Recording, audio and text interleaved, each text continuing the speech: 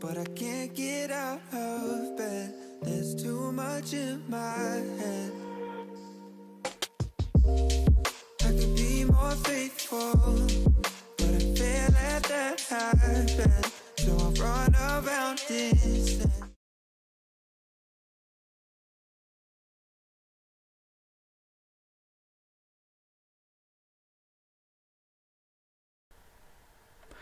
Hello there everyone. This is a fucking nightmare. My OBS has decided to be an absolute dick. So I'll start a voice call with Riley. 1 second everyone.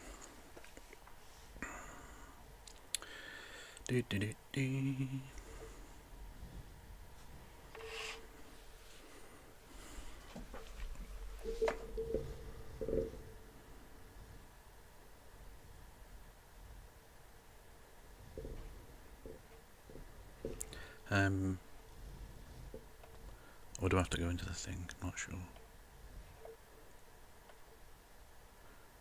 Disconnect. 1 second everyone. I don't really know what I'm doing. Yeah, I'll be talking to Riley Grace Roshong about stuff in a second. If I can get this to work at all. VC text, no.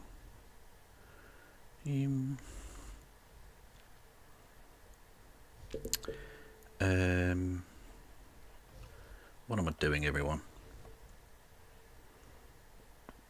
Stream verified. Oh, hang on. Hello. Hello there. Hi, how are you? I'm very well. How are you? I am doing great. I'm vibing. Yeah, just catching up my chat on fucking everything I've been up to. I don't know, just like the past month has been crazy. The events of the world aside, but crazy altogether in a good way. I don't know. I can't complain too much. I'm in a pretty decent spot, and I'm very thankful for that. But how are you doing? Yeah, I'm good, thanks. Yeah, not too bad at all. So this has been simulcast on your channel as well, I think. But for those who don't know of mine, tell us about you. Yeah, sure. So, hello everyone who is watching via Kevin. My name is Riley Grace Roshong. I am another streamer, left-leaning or whatever person on this various social media platforms. I do a lot of political debate and panels and things related to that. Usually I try to make the focus of my content on like developing really good and strong evidence-based arguments for defending and advocating civil rights. I'm also a law student, so I bring my experience there. And yeah, I don't know, I'm just like focused on, you know, like always like how can we most materially improve the conditions of everyone in society, and like what are the steps that we can take as a movement to be able to get there. Sorry, awesome. I don't know if that was rambly. No, that's awesome. No, you'd be as I asked an open-ended question, so an open-ended answer is perfectly fine. Yeah. So, democracy's crumbling or something? Yeah. No, just a little. Yeah. Or rather, I mean, like I guess that the more accurate way to be able to put it is that like democracy almost crumbled, right? Like I was watching like some other people's takes. I think that Vosh mentioned that like if we were a smaller country in a different part of the world and the same events transpired, we probably would like. There's a good chance that a coup would have been like a coup d'état would have been successful, right? Yeah. And that's extremely scary. But honestly, I think that for me right now, the scariest thing out of all of this is the fact that I feel like we're not, as a country, taking this as seriously as it is, you know, or taking it as serious as it is, right? Like, yeah. We're effectively still debating along partisan lines about whether or not it's even a big deal that people who were clearly supporting one political party in particular stormed our nation's capital, broke into it, caused injury and death to so death to one person and severe injury to multiple people. And we're just kind of like debating whether or not that's a real issue or if it's just like, oh, sorry, fam. It was just a joke. Yeah. Sorry. Yeah, no, I was just going to ask, like, how, because obviously you're a legal Illegal eagle. I think one of the greatest minds of your generation. I think it's safe to say. Now, how would you define this as an action? Because obviously words like insurrection and revolution and all of that have been used. How would you define what's taken place? Oh, sorry, what was that? How would you define what took place in not just in Washington but various parts of America? Is it insurrection? Is it a revolution? Is it sedition? How would that be legally defined? Do we think? Yeah. So I mean, like, I don't want to go into the legal definitions too much because so I'm not familiar with like the legal definition of what an insurrection is. I think that Legal Eagle made a video about it, so I probably would direct people there. I can tell you that like there's certainly, and of course we're talking purely educational. Any legal information provided is not legal advice. I'm not a lawyer. I'm just a law student, et cetera, et cetera. Like there's clearly violations of the law, right? I mean, you can take it whether or not it's criminal trespass, criminal public endangerment. You can go probably like a negligence claim, right? You can go, there's probably like a conspiracy claim as more information becomes revealed. I know that there was I know there have been some articles and some reporting that like this is actually something that was planned for months in advance. So there's probably a criminal conspiracy claim in there somewhere.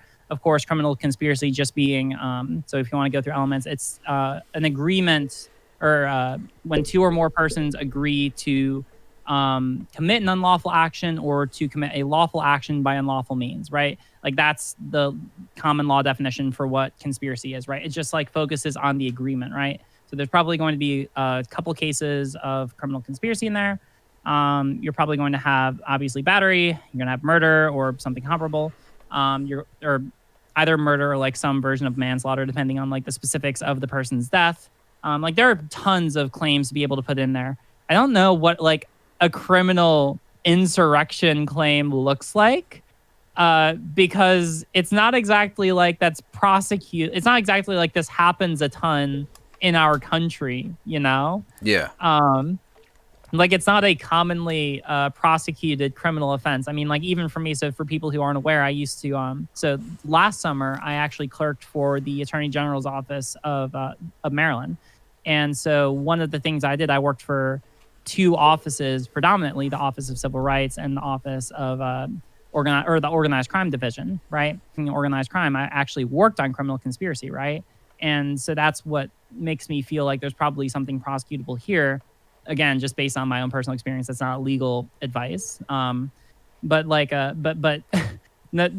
even considering like that's probably the office that would prosecute something like this, I cannot imagine I this is something that's like not normally taught in law school, at least insofar as my experience is considered, because like it's just such a rare a rare event, you know.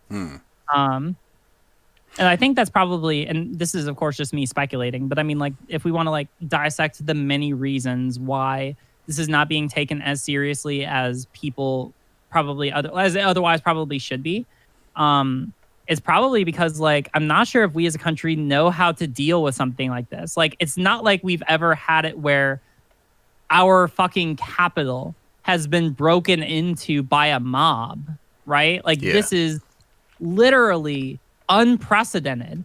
Like during the Civil War, I'm trying to remember where the farthest that they got was, but it was, you know, like far out of the city of DC. Yeah. And here, I'm not sure if you all want, actually there was a really good like summary of like clips, like notable clips from the events of yesterday that was posted to, I'm trying to remember his YouTube channel.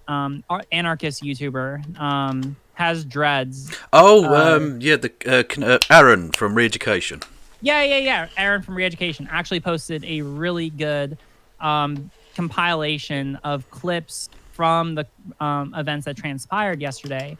And literally, when you see them like actually break through the police line at the front of the Capitol, they just kind of like gave it it was just kind of like they gave them a gentle shove, and then they broke through the line. And then there's like this minute, there's like a solid like minute or like 5 minutes or whatever, where the police and everyone is just kind of standing around like, oh, well, all right, I guess they broke through. Yeah, exactly. Well, on your way. Well, bizarrely, there are some clips, and I mean, we'll have to wait and see what happens in the wash, but certainly the police are coming under certain scrutiny for this. They appear to be removing barriers and almost escorting them into the building, which seems very peculiar. Yeah, I mean, like, regardless of whether or not they did that or they just acted in the way that I had observed, I mean, like, there is such a market. I mean, like, obviously, a lot of people have been drawing comparisons between this and, like, BLM, right? Yeah. I know that there was one Twitter post I saw earlier where it was like where it showed how the police were stationed on that same building after the death of George Floyd, and it looked like they were fucking stormtroopers ready to fucking kill whoever came in front of them. And then obviously there's the example where when President Trump went to the church and literally had tear gas thrown at completely peaceful protesters, people who were just exercising their First Amendment right to be able to peaceably assemble. And Trump literally got the National Guard to throw tear gas at them just so that he could go take a picture of a Bible upside down, right? Like they're like, however you want to draw the comparison, there is a marked difference in the treatment of the people who actually ended up breaking into the Capitol and trying to, let's not mince words, do a coup on our government. There's a marked difference between the treatment of those people and otherwise people who were just like protesting for civil rights, you know? Yeah. My chat have given me some information, bit of historical geekery. The army of Jubal Early in 1864 on the 11th of July came within 15 miles of Washington, D.C. during their attack on Fort Stevens. So 15 miles away. So nowhere near, basically. Yeah, 15 miles away. Yeah, exactly. And so, literally the first time in history when the actual Capitol building has been breached. And I mean, like, and they were basically let in. Yeah. Like, the police didn't open fire. They did, like, there was some, like, use of mace in some of the videos. But that was used, like, tentatively. And then when they actually broke through, it's not like the police, like, beat any of those people. It's not like the police tried to, like, actually do anything to stop them beyond just, like, basically like trying to shove them back with a wall. And it's like, oh, well, if they get through the wall, well, I guess there's nothing that we can do. It's our nation's capital. It probably should have like the highest security that we have as a nation, but I guess they can just walk in, take a souvenir if you want, take fucking Nancy Pelosi's podium if you want. Yeah, why not? Yeah, it's very strange. What's the point of really having police there? If you can't secure that building, where in the country can you secure? Exactly. Yeah. Well, I mean, like, this is a really good example. Anna, like, I do try to be charitable to the extent that I'm able to, right? Like, I do make a real effort to be charitable to people or to groups who demonstrate, like, a degree of good faith. But, I mean, like, there are also clips where literally the people who stormed the building, like, once they are inside the Capitol, they are just, like, taking selfies with police officers, all right? Yeah. Like, these are people who are fundamentally on the same side or who are at least more inclined to that cause than to the cause of, like, BLM, right? Like, that's what we can say at a minimum. And at minimum, they are indifferent or, like, slightly inclined to their cause over BLM. At maximum, they're on their side, right?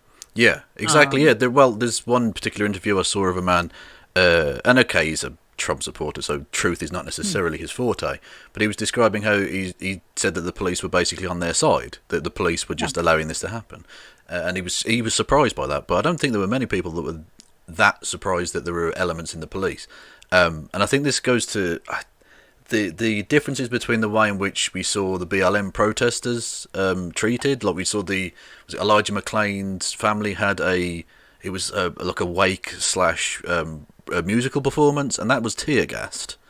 And yet these people who were threatening a coup against the United States, no matter how inept they were, and America should be very grateful that their fascists are as stupid as they are, attempted murder is still a crime, and attempted coup is still a crime, you know? Oh yeah, totally. And just to be able to comment on that, because I mean, like, you know, especially from like a legal perspective, right? Like, that's absolutely true. Like, I'm trying to remember. So, like, there is an entire different, like, in criminal law, there's an entire different category of consideration for attempt crimes, right? Usually what, like, sometimes depending on which state you're in, it'll vary, right? But essentially, like, what you're trying to look for are, like, so usually, like, for example, we have, like, common law murder, which is the unlawful killing of another with malice aforethought, right? Usually, like, a version of, like, attempted murder in certain states in common law. And actually, I still have my notes from last semester, so I can, criminal law. This is why you take good notes in law school, fam. let's see, attempt. Here we go. All right, I'm gonna show it on my screen because I Okay. mean, like, hey, this is a good educational thing to be able to talk about. So, like, when we're talking about an attempt, usually it's defined as an act or acts pursued with the purpose of achieving a target crime, right? And Yeah. so, like a mens rea, right? Mens rea being like the mental state required to be able to prove that is just intent to complete the target crime, right? And like, mind you, like attempted just like you said, right? Attempted crimes or attempts like attempt crimes can be prosecuted just the same as like completed crimes, right? Like just by virtue of the fact that like you attempted to murder someone and just happened to fail, like if you just happen to pull like hold up a gun to someone and you happen to shoot them like Fallout New Vegas style and they just happen to survive, like you still tried to murder them, right? Yeah. Like what was that kid's name? Fucking Benny. Like Benny still 100% tried to murder you in that cutscene, and it doesn't really matter that you happen to survive. You're still gonna go hunt down Kenny or Benny, Ben, whatever his name is, and probably murder him cold blood, or I don't know. Maybe you're super forgiving, but like. So is that your legal expertise that vigilante justice is righteous? Yeah. Don't quote me on that one. But yeah. Obviously, future bar committee. Looking back through my social media. First off, I'm so sorry that you have to go through all of this, and secondly, obviously that was a joke. Please do not. Please let me be lawyer. Yeah. So yeah, like obviously in this case, like even if it wasn't successful and even if they were stupid, it was an attempted coup, right? It was an attempt to try and seize power in our government, and we shouldn't like do anything to downplay it. We shouldn't do anything to like take away from like just the fact that they didn't succeed does not take away from the severity of what happened, right? Like this was one of, if not the like largest terrorist attacks since 9/11. And we need to recognize that. We need to call them terrorists. We need to call them what they are. Yeah. But news outlets still want to call them protesters because reasons. Yeah. Well, I'd have to say I was at least reasonably assured by Joe Biden's comments last night. He was going to give some speech about the transition team had sat through some economic forecast thing or whatever, and then obviously events, much like our discussion, events overtook the situation and you have to go with the moment, don't you? And he used words like this borders on sedition, and that this was what was the other word he used? Not revolution. I can't remember. Insurrection. He called it an insurrection, and that's absolutely true, and it should be treated as such. This isn't just a piece of common criminality. This is an attempt at political overthrow of the rightful next head of state. Yeah, I think that's absolutely. I think that's very accurate. So, like, a good way to be able to think about this, if we want to return to like a conversation on like common law conspiracy, right? One thing that's unique about conspiracy, right, and how it's treated in criminal law is that it is treated as a separate criminal offense in addition to whatever people were planning. Because remember, conspiracy is when two or more people agree to commit a crime, or to commit an unlawful act, or to commit a lawful act by unlawful means, right? Yeah. But the agreement is what's criminal, right? So like even if you and whoever you make an agreement with end up committing that crime, like the crime can be itself prosecuted as a separate offense, right? And because the agreement, and basically like the larger, like the meta reason why this is the case is because like the law puts a larger onus for culpability on people who like collaborate with others to commit an unlawful act, as opposed to like you going out and acting on your own. Because like the degree to which you have to plan and actually like come to a decision to commit an unlawful act when you bring in other people is much higher than if you were to do something on your own as like a rogue vigilante, right? Yeah. Because like when you bring more and more people into it, it demonstrates that like you are exposed to plenty of opportunities to be able to change your mind and back out. But not only do you not do that, but you keep pushing the plan, and even getting other people involved in it, right? And here the situation is no different, right? I think that if we're going to prosecute this, and I don't know what a criminal insurrection claim would look like, again, go watch the Legal Eagle video on it. But I mean, like, this is like about as serious as it gets. you know? Yeah. Like, this is literally putting the state of our democracy in jeopardy, you know? Yeah. Like, talk about the serious, like it's very hard to like dodge the seriousness of that, you know? It's the reason why people are calling for impeachment literally like 2 weeks before Trump leaves office, you know? Because of the severity of this situation. Yeah. Well, on the point of impeachment, or possibly even some have brought up the spectre of the 25th Amendment on the basis that he's incapable to perform his duties as president. Do we think that that is justified? From what I'm not expecting you to necessarily have a full grasp of all of the constitutional implications or whatever, but do we think that's justified, and do we think it's at all likely?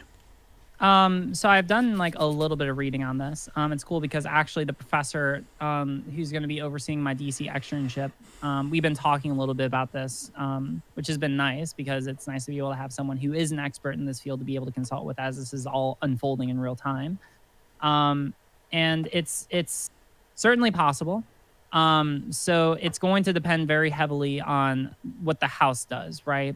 Because it's going to be basically determined by the House how quickly things go. They have the ability to be able to set essentially whatever timetable they want to, because I believe the Constitution affords them the ability to be able to like basically establish whatever guidelines I think are necessary or sufficient for conducting the impeachment process. Yeah, I saw that it could be done within as little as 48 hours via voice vote. I was led to believe. I didn't see that, but I mean, like, in concept, at least based on what I've seen, it's certainly conceivable.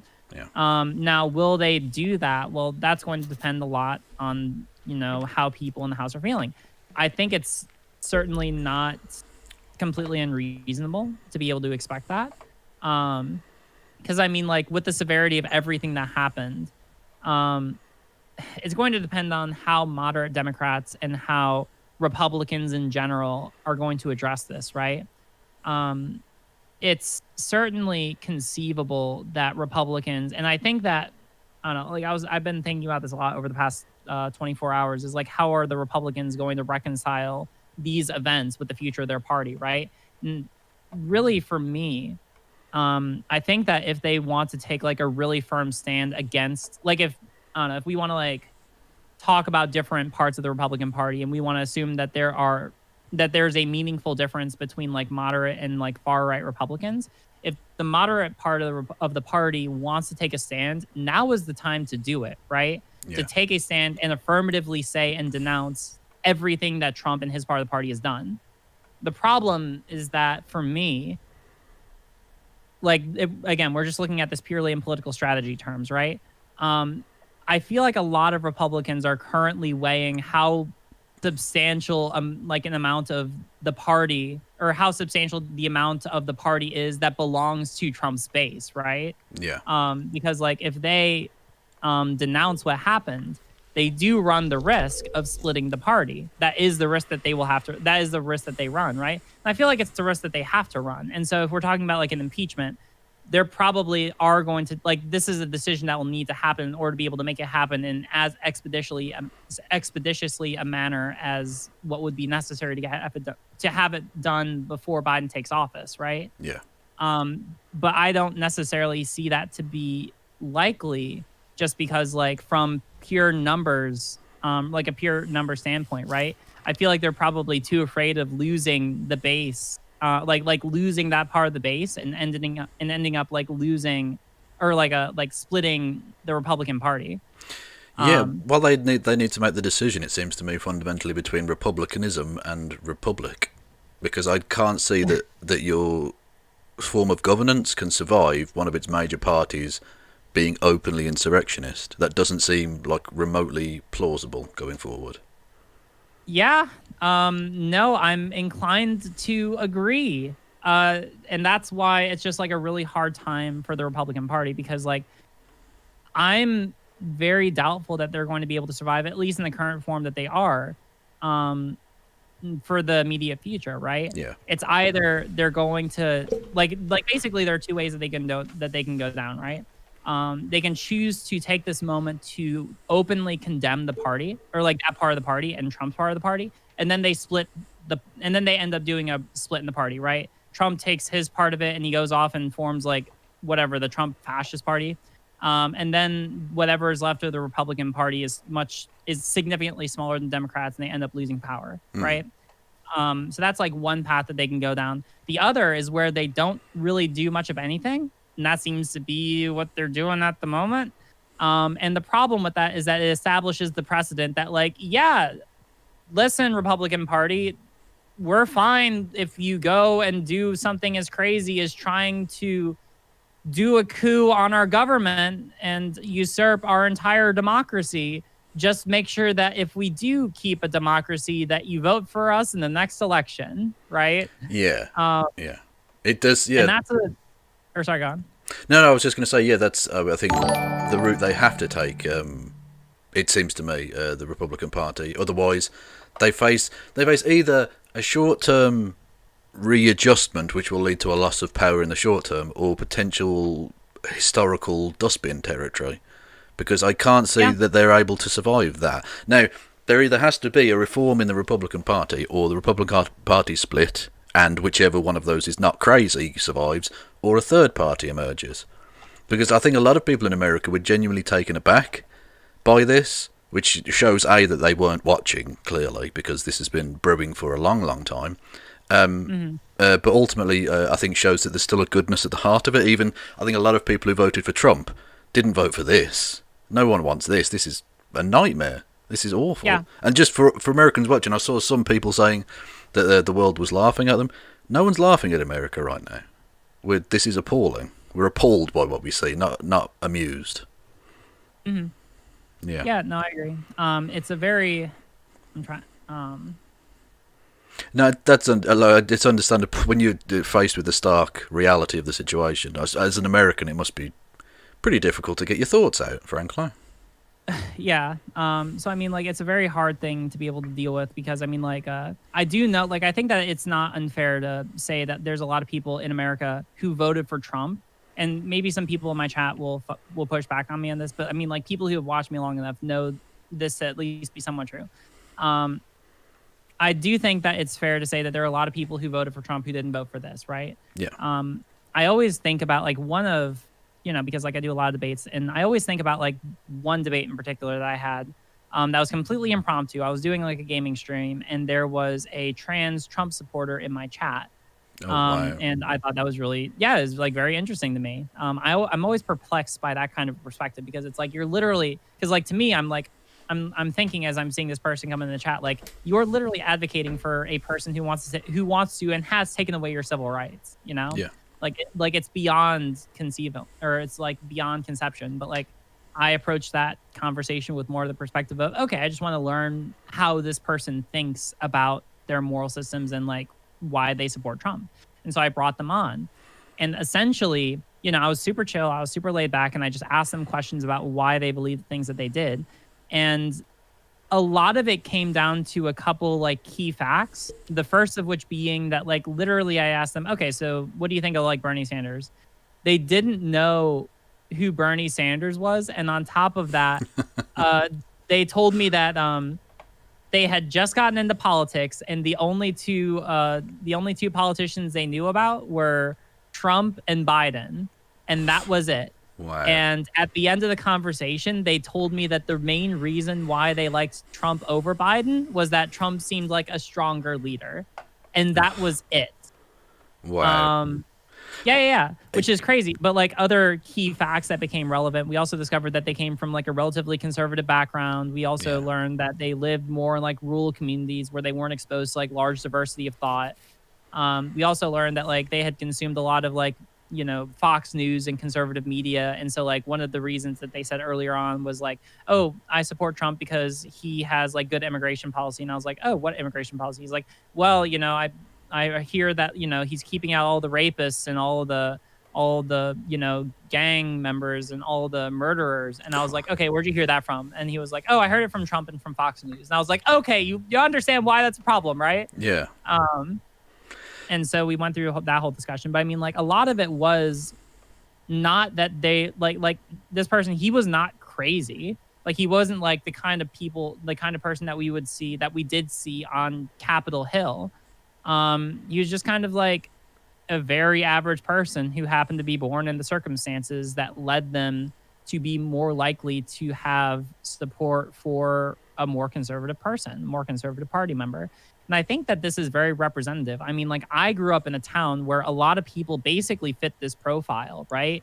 It's like a small town that's not necessarily involved in like many political issues because it's pretty homogenous and pretty well off.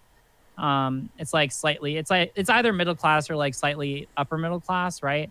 It's mostly white, mostly homogenous, mostly straight, cis, white hat, all that good stuff. And so they don't really deal with many political issues generally. And so because they don't really have to, usually whenever they talk about like politics, like national politics, it's usually just in terms of like pure aesthetic, which person seems like the better candidate just based on how they look and how they sound. And to a lot of those kinds of people, Trump comes off as the more charismatic, strong man leader. And that's the reason why they will support him. And they'll invent a lot of like post hoc rationales for supporting him after the fact. But it's mostly for them just aesthetics. Because at the end of the day, to them, it doesn't really matter who wins. Their lives will probably be unaffected, you know? Yeah, exactly. Yeah, whenever you talk to a Trump supporter, once you drill down beyond the surface level bullshit, like you said, the aesthetics and the fact that he seems like a strong man, ask them to name anything that he's done that they like, and they'll just give you vague generalities about, secure the border. Well, what does that mean? What has he done to secure the border? And they can never actually answer, because it's not about, you can't reason them into positions because they weren't you can't reason them out of the positions because they weren't reasoned into the positions. I like that quote, yeah. That's fundamentally the problem long term for America, is it needs to improve its fucking education system. And it's teaching young people to engage in civics in a constructive way. Otherwise, you're going to continue this degeneration into whatever the fuck we saw the other day. However you put that in some context. We're too close to the event to really know the full impact of it. But it can't be good. It's just an awful experience. Albeit that, thankfully, in terms of the practicalities, it didn't matter that much. They went back overnight and did the electoral college vote, and Joe Biden won. And I like the fact that it was Bernie's state, Vermont, that took him over 270, just because of alphabetical prediction. That's just how it works. Oh, really? Yeah, they do him in I didn't realise they do him in alphabetical order. And once they got to Vermont, that put him on 271, and it was basically done. And Trump has now, I don't know if you saw this, about an hour ago, released a video where he basically concedes without saying "I concede." Really? I did not see that. I'm sorry. I've been running around. I just got back right before this. Yeah, no, that's fair enough. Yeah, he put out a little 2-minute video. I suspect, although I can't obviously confirm this, that he was either threatened with the 25th Amendment, or possibly someone in the armed forces suggested, say this, otherwise you're going to get impeached and, dealt with or whatever. And he put out this 2-minute video, very un-Trumpian video, where, although he doesn't, like I say, he doesn't actually concede. He says that with the Electoral College being confirmed, there will be a handover on the 20th, and he says he'll now cooperate with the transition team as well, which is something. It's far too little, far too late, but at least it's something. Yeah, I mean, like, to me, so basically, if we want to talk about, like, again, like, bringing it back into, like, so there's two different things here, right? There's like a moral way to look at this, and there's like a legal way to look at this. Is this good morally? I mean, like, I'm probably gonna say yeah. If anything, like, I don't think that this like wipes away his culpability, but it does mean that his base might settle the fuck down and just let Biden assume office. Like, if that is achieved to any, like, if that's the minimal that comes out of this, then cool. Like, I will be happy. As far as like criminal culpability, they could probably still impeach him if there was like this doesn't change the circumstances of yesterday, right? Like, while this is good morally in that, like, he could, like, this may prevent something like that from happening again, if enough of his base like actually settles the fuck down after the fact. Like, that doesn't change the fact that he basically instigated the entirety of the events from yesterday, right? Like, that doesn't change that post hoc, right? It's basically saying like and in the best faith sense, and he didn't even say this in the video, depending on how you described it, in the best faith sense, it's literally just, oh, sorry about, trying a coup and losing. I'm not gonna say if I was gonna let it get, let it fly, if it was successful. And unfortunately it wasn't. So sorry that we were not successful. Yeah. Well, yeah, back off. he tries to distance himself from them naturally. They're all, rats deserting the sinking ship and all of that. Yeah, he says that, we're a nation of law and order, which is interesting considering his talk about insurrection and things. And potential civil war and all the rest of it. And he was hyping that crowd. Let us never ever forget that he gave a speech hyping that crowd only hours before they went and did what they did, and that old fucking malty-faced Giuliani was literally saying that they would have a trial via combat, was the literal phrase he used. And a freshman congresswoman from Illinois, was it, said that Hitler got one thing right. Yeah, got one thing right. What yeah, lots of fuck? Great quotables. Yeah. No, it's a lot of what the fuck. That's but I mean, insane. like, there was so much, like all of that. What the fuck? Or not like putting it aside, but I mean, like all of that. Literally, like all of that adds to, because I mean, like, unfortunately. Am I surprised? No. I feel like they're just like getting, like, I feel like the people who are like let's be clear, like fascists who support Trump are just feeling like much more comfortable. Like yesterday, they felt like the most comfortable about like showing their true colors at any point than at any point prior. Especially a fucking congresswoman, which is despairing to say the least. But again, not entirely surprising. The thing that's really despairing to me is that people will probably, like, the fact that we as a nation have not collectively realized, oh, fuck, something is wrong here, and we're still debating about the severity of what happened, that is much more meaningful and alarming to me. That we cannot look like, I can't even conceive of what could possibly be worse than this, right? Like, what's the ceiling? Like, what has to happen before the nation finally realizes that a substantial part of Trump's base is actually openly fascist, right? Like, what possibly has to happen at this point? Because now the bar is set. Like, I would say it's high, but I mean, like, now there is no bar. They literally stormed our fucking Capitol and tried to do a coup. There's no higher ceiling for what the fuckery than this. Yeah, exactly. Yeah, I not just that, but the people still. I mean, thankfully, a vanishingly small number of people, but describing them as patriots. I'm sorry, when you march into the Capitol building to try and disrupt the effective operation of democracy whilst carrying a Confederate flag, you are the very opposite of a patriot. Yeah. I don't know how else you can possibly begin to understand that. But in terms of the point you made about whether this calms down his base, hopefully it will, at least to some extent, at least to the extent that the security services can do their jobs and arrest and imprison the people that need to be arrested and imprisoned for this, especially the ones that were on camera. I think you would agree as someone in the legal field, don't film yourself doing, felonies. Probably would be good. So, here's the thing about it, right? And person in chat, you better be fucking kidding. Say yikes right fucking now, or I'm banning you. Anyway, so hold on. God, I lost my train of thought. Oh, so yeah, recordings. Here's the thing about it, right? And here's the thing that's makes me very cynical. But also a difference between here and BLM. Because during BLM, there are lots of discussions about how to make sure to not record anything because police were confiscating phones and using them to try and like build prosecution cases against young black people, right? Yeah. That probably, will not happen here. I mean, literally everyone had their phone and they were walking by police officers. And I'll remind you, taking selfies with them. Yep. And the police were not taking away the phones when they were taking those selfies. So that's not happening here. Almost a sort of karmically awful thing of them literally aiding a kind of, I don't know how old she was, but certainly an infirm woman down the steps, when juxtaposed to the guy in Buffalo who had his head cracked open when he was pushed over by the police. And that juxtaposition, even white people, they will still treat right-wingers better than any vaguely Yeah. progressive person. Yep. Yeah. Yes. Yeah. All of that. Yes. Yeah. And so the thing, so like that's one part of this, right? But the other part, so like the more legal aspect of this, right? I was talking with my professor and other people who are doing externships over in DC about what was happening yesterday as it was happening.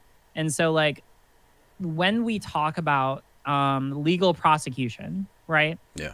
There are often two questions to ask, right?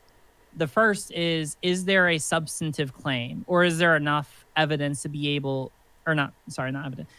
Is there a claim that we can pursue, right? So like, for example, yesterday there were plenty of people who were trespassing, acting negligently, causing public endangerment, who were engaging in battery, assault, possibly murder. Like there are plenty of criminal claims, right? Yeah. The question is then going to be in terms of proving the burden for those claims, right? And for most criminal charges, it's going to be beyond a reasonable doubt, right? So do we have enough evidence to be able to prove beyond a reasonable doubt that the people did the criminal actions that we are charging them with? And so it's going to be hard because of A, the sheer volume of the people who were there, and B, the fact that while there is video recordings of a lot of the people who are there, a lot of that video footage is not high quality. And even if it is high quality, a lot of people who were filmed do not have enough identifying features to be able to be identified. And so what that means is I don't know how many of those people the Justice Department or whatever the appropriate body is, I believe it would be the Justice Department because this would be a federal crime, is going to be able to prosecute or will prosecute, right? Again, also Trump is still in office. So, I mean, like technically if Trump wanted, he could just pardon everyone. That is like something that he could conceivably do. Like he could just like write a pardon and just be like, yeah, everyone who was there, you're all just pardoned. GG. Wow. We tried. Next time will be better. But like assuming that he does not pardon those people or anyone from there, what he could do, or essentially what he could do is like basically tell the Justice Department like, hey, don't prosecute these people, or like can downplay it or like take away resources to the extent that it would make prosecuting them much more difficult. So there's that consideration. There's also the consideration that like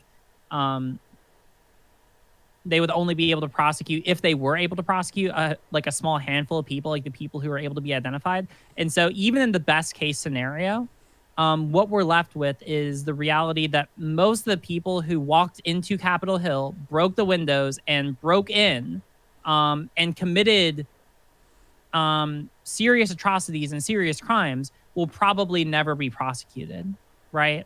Like that is the very unfortunate circumstances that we're in, right? Because even though they did, like everyone who did those things broke several laws, right? It's unfortunate that like by virtue of like limitations of the justice system and requirements of evidence and proof, that a lot of them will probably never see actual jail time or other criminal repercussion. Yeah, that's incredibly unfortunate. Yeah, to say the least. Yeah, indeed. But a wider topic that you touched on there does need to be, given the horrendous abuses that Trump has already engaged in with this, some actual reform of the presidential pardon system, because he's been using it in such a nakedly unfair and unjust way. Yeah, I mean, like, so this is a consequence of like, oh God, I'm bringing out my, God, I have to remember back to undergrad, right? So there's a difference between like in America, there's a difference between like big C and little C Constitution, right? Big C Constitution, that's like the law as it's written into the Constitution and like the Supreme Court's interpretation of the Constitution or like various circuit courts interpretations, right? Like that is it is what's written. It's what's like people have to follow it, right? Then there's also the little C Constitution, right? And that is essentially, as we have known it over the course of history, the sets of like unwritten rules and customs that the president and people in various parts of government have followed by virtue of tradition and like some kind of virtue for American like customs and law and order, but unironically and not in a dog whistly way, right? Yeah. And not just that, but they assumed that the president would have some semblance of shame and dignity about them. Well, yeah, but the problem is that we have a president right now who doesn't have Yeah, exactly. either Yeah, of those. yeah, Right? exactly. Like Yeah, he does not have any shame or dignity, right?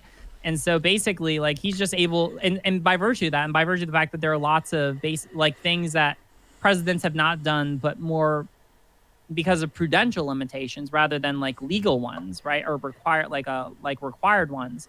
Um, he's basically just able to ignore them. And while everyone can look at him and call him a terrible person, there's nothing legally necessarily stopping him, right? And so I would say, yeah, we 100% need reform in terms of like what the president is able to do with the pardon power at minimum, right? Like that's just the tip of the iceberg about like presidential reform that we're going to need after this, right? But the reason why is because, unfortunately, like whereas even before the worst presidents wouldn't abuse that among other powers, but now the precedent's been broken. Now anyone who comes after Trump will know that they could do basically whatever they want with the pardon power and get off scot-free. Because again, normally the thing that keeps presidents from doing things like this is the impeachment. And we already know how that goes over. Yeah. It's another reason why people really want to see the impeachment is just to know that like it can work when things get as bad as they are. And to know that actually, the president can be held accountable for like completely atrocious abuses of power. Right now, the value of the impeachment in terms of like our government is basically nothing. Like it's literally just a formality. Yeah. Like Trump has been impeached, right? Like let's not forget about this. Like he has been impeached by the House of Representatives. And what has that amounted to in terms of actual repercussions for him? Nothing. Nothing. No. Yeah, no. Absolutely nothing. Yeah. And so what that does is it sets the precedent that like, oh, so if the president does anything that's impeachable, well, we don't really need to worry about that because I mean, like, what's the impeachment even going to do anyway? Yeah. Yeah, maybe things will be different this time around because we're actually going to have by a slim margin a Democratic majority Senate. Yeah. But like the fact that the impeachment didn't go through before in like a split party or like a split government basically means that you better have a unified government at every single fucking point in history or else your president can just commit crimes and it's fine then. Yeah. We've got breaking news as we talk. Betsy DeVos, the education secretary, one of the few of Trump's cabinet to remain through the entirety of his presidency, has just resigned. Oh, really? Hold on. Actually, someone linked this in my chat. All right, what is this? DeVos resigns as education secretary, says impressionable children are watching. Holy shit. I mean, hey, you know, like we were talking earlier, like right now, this is the time for Republicans like make their stand. Hey, good on her. Yeah. All right, this is what is necessary. Again, I would still argue it's far too little, far too late, and her damaging impact on education will remain for many generations potentially. But at this moment, at this time, yes, that is the right thing to do. Yeah, no, and I agree. Now, listen, again, there's like a difference between like legality and morality here. Yeah. Does this change like the legality of the situation? No. Do I think that like this is the morally correct thing to do? Oh, fucking absolutely. Right? Yeah. Yeah, obviously, like too little, too late. Yes, that's all good. It did happen. We have to deal with the fact that it happened. But like, there is clearly an a morally correct way to handle the situation from here on going forward.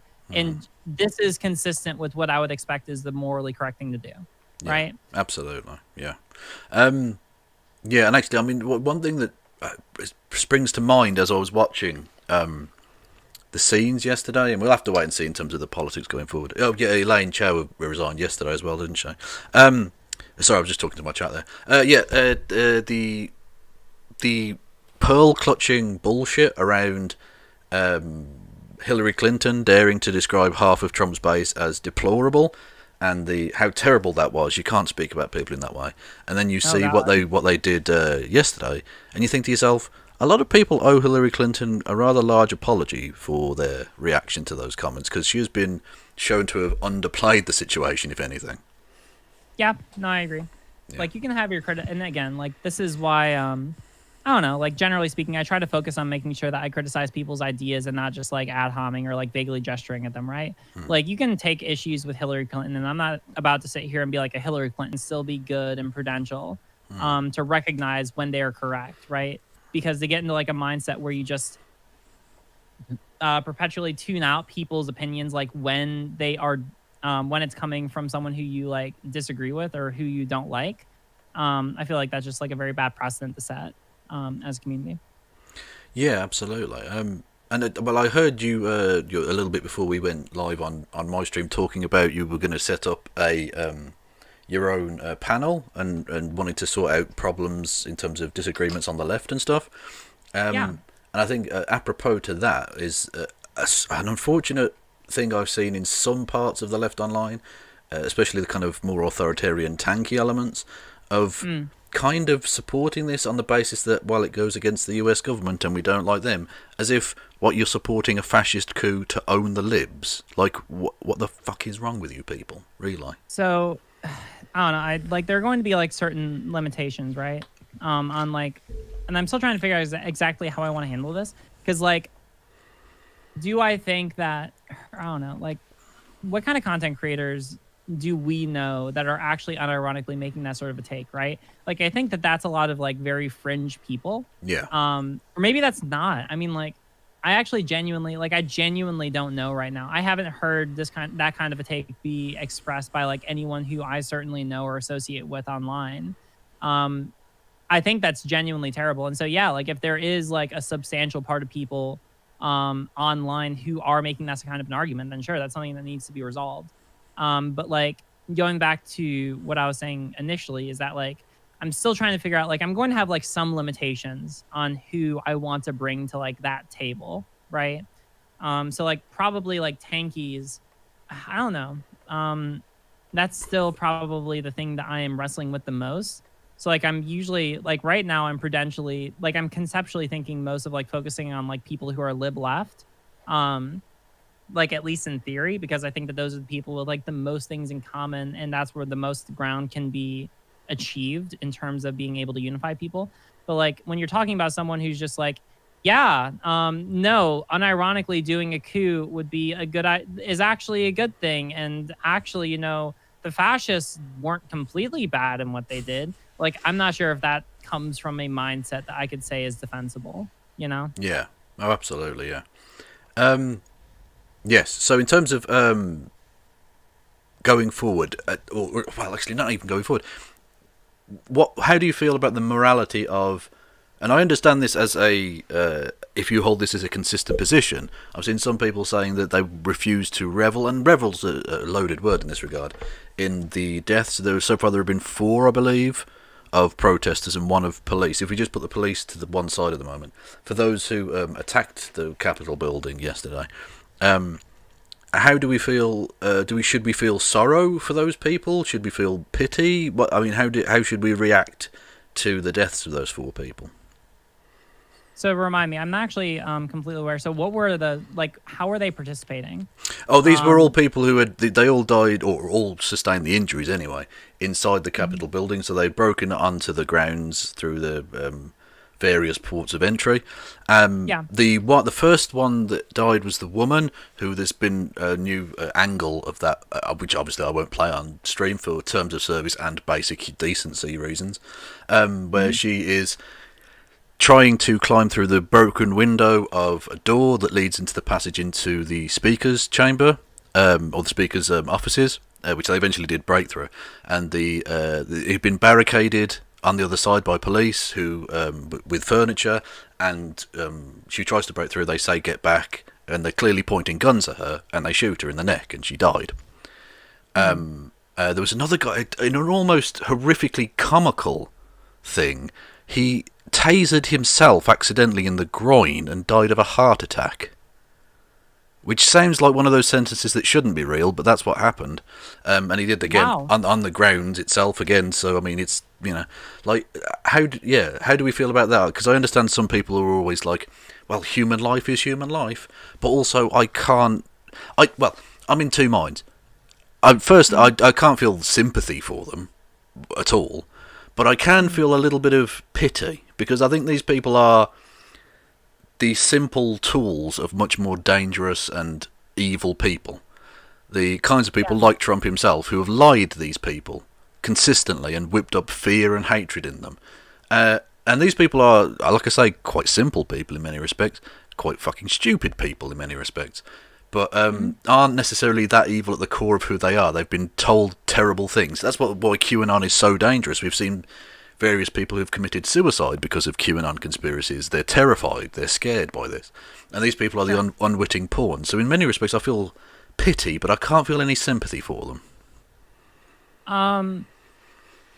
So I have to think about how I want to organize my thoughts. I probably am going to be different from a lot of people on the left because, like, I'm not sure if sympathy is the right word, but I do feel sorry for them. I guess the way that I want to put it is the loss of life tragic? Yeah. Should it have happened? No, it shouldn't have. I'm more inclined to agree with the idea. There's a really good video that another content creator, Jangle Science Lab, put out recently. It didn't get a lot of views, but it's one of my favorite videos I've seen made in a while, and it's on the banality of evil. And essentially, it gets at the idea of, like, well, why do people believe in, like, atrocious, like completely atrocious ideas or completely atrocious things, right? Like, why did the Nazi Party be a thing? Like, how did that happen? How did a nation of people collectively get together and decide, yeah, mass extermination is a great idea, let's do that? Because it's not exactly something that, like, you would necessarily expect as, like, a default in human nature, right? But often what we find is that usually how people end up in those kinds of mindsets has a lot more to say about, like, the circumstances of the culture and the context that they exist in rather than, like, the individual people themselves, right? Like, there's a good chance that if I continued to live, or if I was born into, like, a different part of the world, right? Like, let's say I was born into, like, the Bible Belt South and I wasn't born, like, LGBT, right? So I grew up as, like, a normal cishet white guy, right?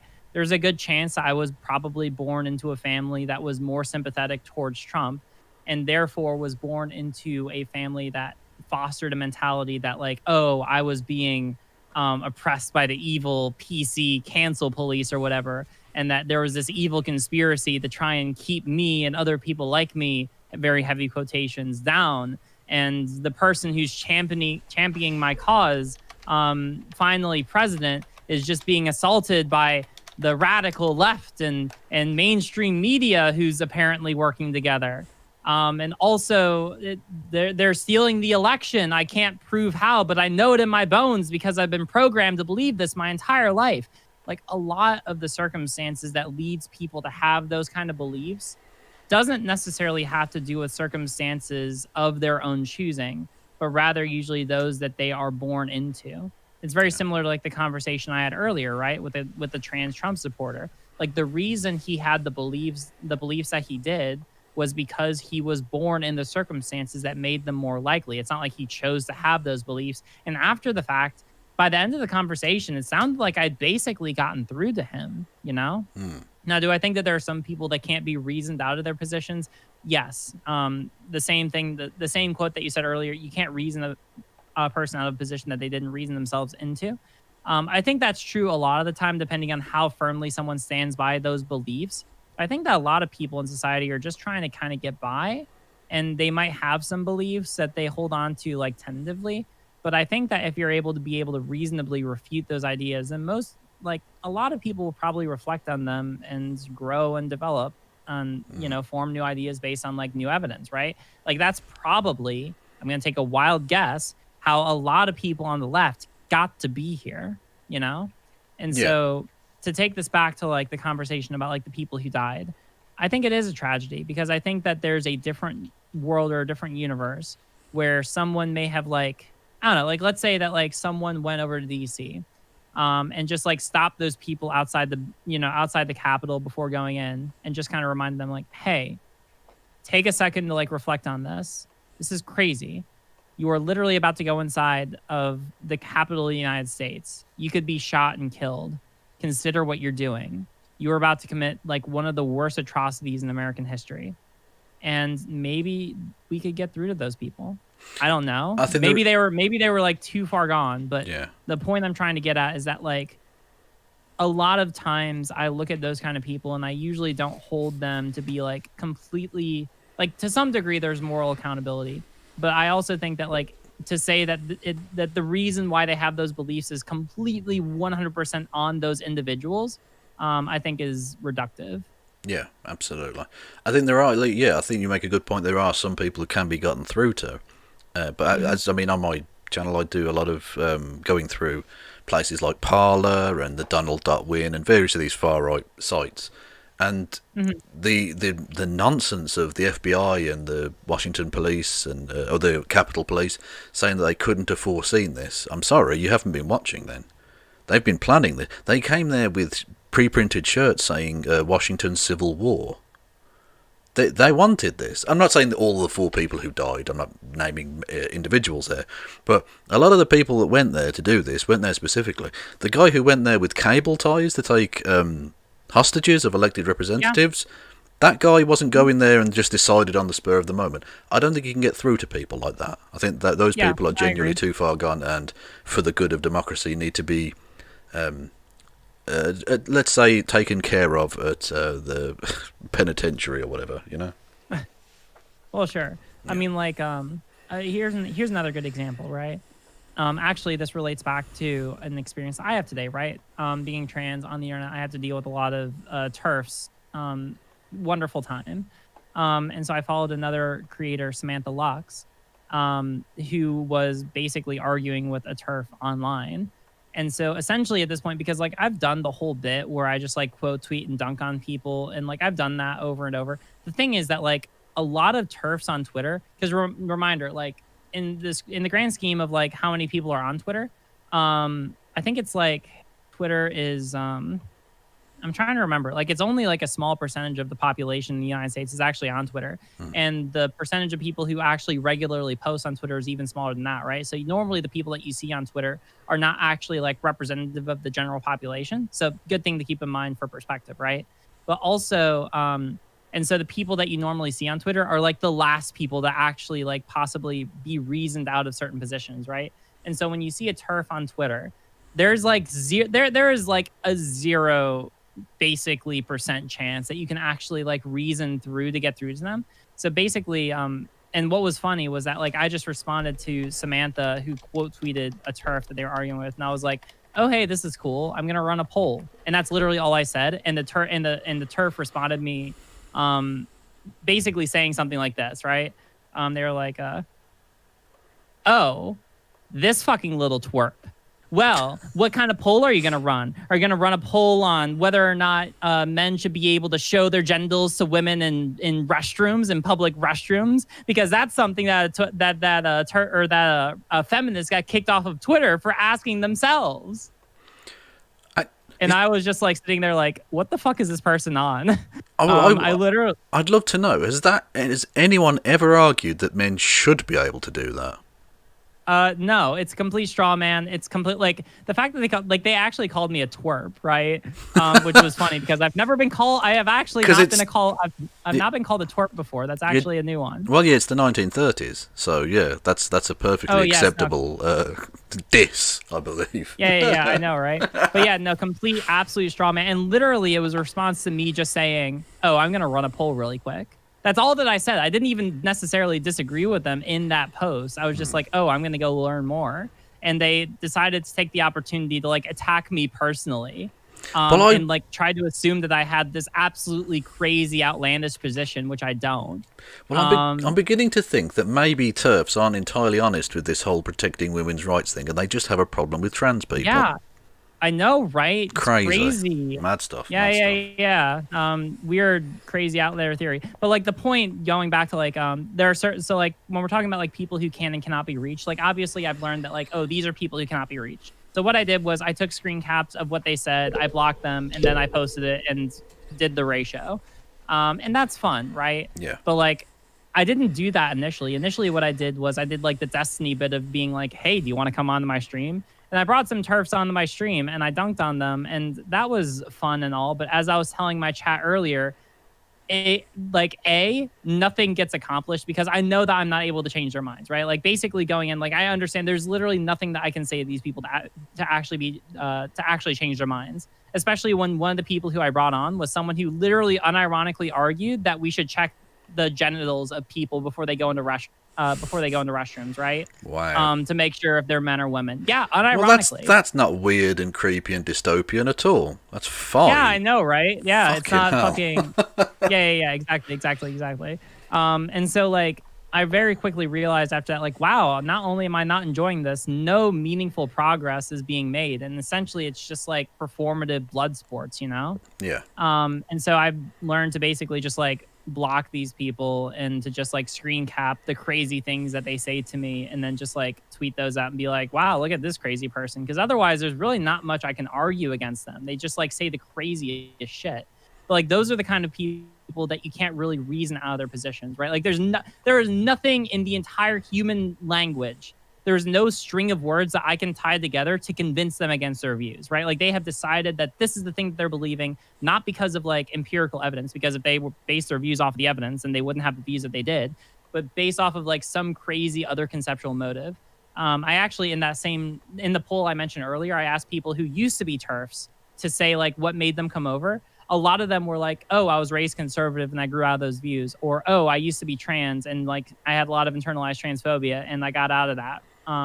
Or like, oh, I used to have like a bad conception of like the history of feminism. And I understood that like a lot of the arguments that are used against trans women have been used against other like whether women of color or against lesbians over the course of history. And I understood like those are very harmful arguments, right?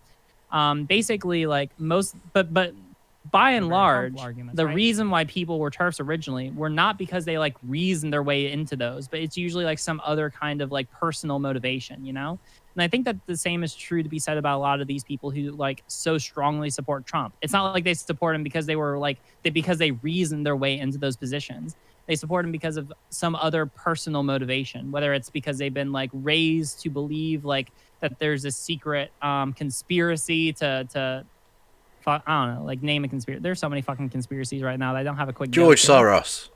Yeah, George Soros. You're conditioned to believe George Soros is trying to do bad things. Adrenochrome. Something globalists. Yeah. Yeah, exactly. That's actually one of the fascinating elements of looking into things like Q. The Q fools, and sure. Especially it was reminded of this because the guy, these now famous image of the shirtless guy with the tattoos and the horns that went into the Capitol building yesterday, who's known as the Q Shaman, which is quite interesting. Q Shaman. The Q Shaman, yes. He isn't sad to say. Listen, I wish that guy wasn't fucking crazy, because like I saw there was like a thoughts line or not thoughts line. I think that Vadim like circulated a tweet around and like he's very entertaining to watch. Fucking crazy as hell, but like it's kind of like it's kind of the equivalent of like oh god, who's the crazy guy? I say that like a specific crazy alt-right pundit runs InfoWars. Alex Jones. Yeah, it's kind of like Alex Jones, where it's like, I wish that Alex Jones wasn't fucking crazy because, like, if he was actually, like, if he had decent political views, I feel like he could be, like, a really good person or, like, a really good advocate for the left. But it's kind of like that same kind of tragedy where it's like, I wish that you weren't fucking crazy. Yeah. He's got a speciality. He lives in Arizona. That's not doxing. He's very open about that. And he goes to places like shopping malls and films himself just screaming about Q stuff. Like there's one bit where he goes, there's a sign above like a public toilet there, which he claims is about pedophilia. It's not, obviously. And he's just screaming to a mall full of people. And it takes ages because people are just confused and sort of embarrassed for him, really. And it takes ages for the security to kick him out because he's just screaming about pedophilia. It's so strange. It's so strange. Yeah, but looking into Q, it's the myriad of different things you can be. From weird kind of new agey, I don't even know, kind of older retired soccer mum type people who believe in some vague thing about the government, all the way to people who literally think that George Soros is cracking open baby skulls for adrenochrome and leading Satanist pedophile groups. It's a very odd mixture of people. which again needs to be dealt with. Again, teaching people to engage in critical thinking at a young age is something that will definitely help America. Which means, I mean, it might even need the federalization of education or something. I don't know, because as long as crazy Southern Baptists have like control of the history books and stuff, nothing's changing there. Right. No, I think that's a very good observation. It leads to like a larger consideration, right? Because I mean, like, for as crazy as things were this time around, we still do need to reckon as a country with the fact that, like, in this election, it wasn't a landslide. I mean, yeah, Biden won by a sizable margin, but it wasn't like after these past 4 years, the nation collectively realized how fucked up having Trump as a president was, right? We still have to reckon with the fact that, like, the people who voted for him are still here, right? Like, they haven't gone away. Like, that voting base is still very much a part of America and will continue to be in the future. And, like, the people who stormed the Capitol, most of them have gone home and are still a part of our country. Yeah. Right? Oh, yeah. And so whether or not, like, I don't know, this is where I think a lot of people can tend to be tankies, and specifically why I am not a tanky. Is because I think it can be very easy to slip into a mindset where you just look at all that and be like, oh, well, fuck them. We'll just seize the government and we'll throw them all into prison or whatever. Yeah. Throw them in the gulag, right? I think that's a very bad view of the world to take, because the fact of the matter is, like, the way that we win going forward is going to be by virtue of, like, winning as many of those people over to us, at least those of them who are reasonable. Yeah. You know, I do, and I want to reemphasize that I do think that there's a large portion of people who voted for Trump who are reasonable and reachable people, right? I think that the people who stormed on, you know, onto DC, I think that if you look at the footage, I think that a lot of people who are there, not like there are some obviously like crazy people who are like instigators. I think that there are probably a lot of the people who were there who kind of got swept into the zeitgeist of things, or whatever you want to call it, right? Who got swept into like the nature of what was happening, right? And went along. I mean, like, it's the whole, so it goes back to the banality of evil argument, right? People who might otherwise you might interact with on a day-to-day basis and like treat them or see them as like otherwise halfway decent people, but because of the circumstances that they found themselves in, became more likely to act in the way that is not consistent with how they may act otherwise, right? Yeah. Not just that, but you have the madness of crowds element to this. Mm-hmm. There are probably a lot of people who just thought, oh, that's a bit of fun. That's why I think a lot of people stood on the steps outside, because they thought, yeah, let's rush the bill, and then went, oh, let's not. They're smashing windows and stuff. That's not on. Mm-hmm. Yeah. Yeah, absolutely. I think that a lot of people that can be reached, but there does need to be. I mean, you may take a different version on this because obviously you're more involved in the legal field. But I'm more skeptical of the way in which law and order is approached from like a punitive perspective usually. But I have to say, if it's going to work, you do have to actually put the fear of God into people. Surely you have to actually say, if you do this, you go to prison for a very long time. And some of these people may get hoisted by their own petard on this one. With regards to supporting Trump, because Trump passed the bill, which means that was it damage of federal property, and they meant usually like Confederate statues, obviously, but damage of federal property can be up to 10 years in prison. Yep.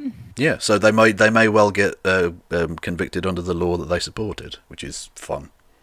Yeah. No, I think that there's definitely so like there's two ways to be able to approach this, right? So I mean, like, this comes down to conversations about like retributive versus utilitarian justice. I mean, like, I know that so people want like a much more in-depth conversation on both of those, and they can go watch Natalie ContraPoints' recent video on it. I think that she did a decent job, but just to be able to summarize, right? There is a long-standing philosophical discussion in the legal field about like how to handle punishment, right? There are basically proponents on each side who argue on one side for retributive justice, basically that like if you do something bad, you're gonna get punished for it. You're gonna get you're gonna not just get slapped on the wrist, like you're gonna feel the burn. You're gonna feel the burn of it, buddy. And basically the idea being that like if we have that in place, then that will be a deterrent to prevent people from committing crimes or committing those actions, right? one problem with this is that what we find is that like while certain laws can be a deterrent to some people, it does not work all the time, right? Like obviously we have laws prohibiting murder. Murder still happens, right? And so you get into situations where like the causes of like why people commit crimes are much more complicated, right? Um, it's not just, oh, there's no punishment preventing me from doing this, so I'm going to do it, right? Like the reason why people commit different crimes are very complicated and complex, right?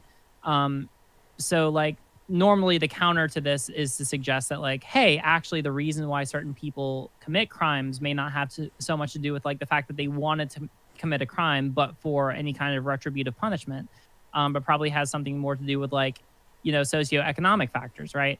This is often the argument that's made for like substantial police or not police, but like substantial like criminal justice reform, right? So like to bring that conversation, to bring that that context into this circumstance, the way that I would navigate it is I would say that like you can have certainly retributive justice work some of the time, but I also want so like in this circumstance, I would agree with you, right? That like it's good to have like people realize that like, oh shit, if we break the law, there's going to be repercussions, right? Like it's good to have like a degree of retributive justice here. I just also hold the belief based on the research I've done so far and just like, like also my own personal experience. Of course, that's anecdotes. People can do whatever they want with it. That like different kinds, like there are different motivations for different people committing like different violations of the law, right? Yeah. And so I don't think that like having a purely retributive stance within the law is a good enough deterrent when other people commit violations for reasons aside from, oh, the law isn't going to punish me for doing this, so I guess I'm going to go ahead and do it. Yeah, I think that's true. In a broader sense, Sure. Across the society, but in this instance, I would find it very difficult to believe that anyone did this because of, say, socioeconomics. I think this is these people are. I just wanted to bring that context in here to say that like yeah, like retributive justice is good for right now. I just also want to make sure that I'm being like morally consistent because it's very easy to get into a retributive kind of perspective here. But also, if we want to argue for like criminal justice reform, understand that like right now, by being like more retributivist, we are more in line with the conservative point of view of like how to handle justice and punishment, than with like a traditional leftist perspective, right? Like we are deviating from the normal kind of leftist perspective on punishment and justice, and so it's important to just kind of like establish why. Yeah, that is true. And as I say, the retributive justice thing, I'm not massively in favour of.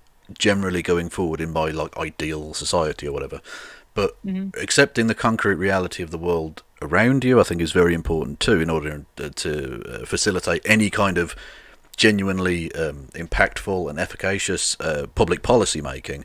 You do have to accept that America experienced a couple of days ago now I suppose is extraordinary, and I think and I'm not saying you were doing this, by the way, but if a person is out there thinking that they don't wish to deviate from what they previously believed about X, Y, or Z, there's a new paradigm forming, and I think the left, as well as the right, are going to have to reassess how they deal with this and not necessarily what their principles are. Guiding principles are very important, but there's no point being dogmatic about anything at this point because the sands of history are shifting underneath us, and standing still won't work.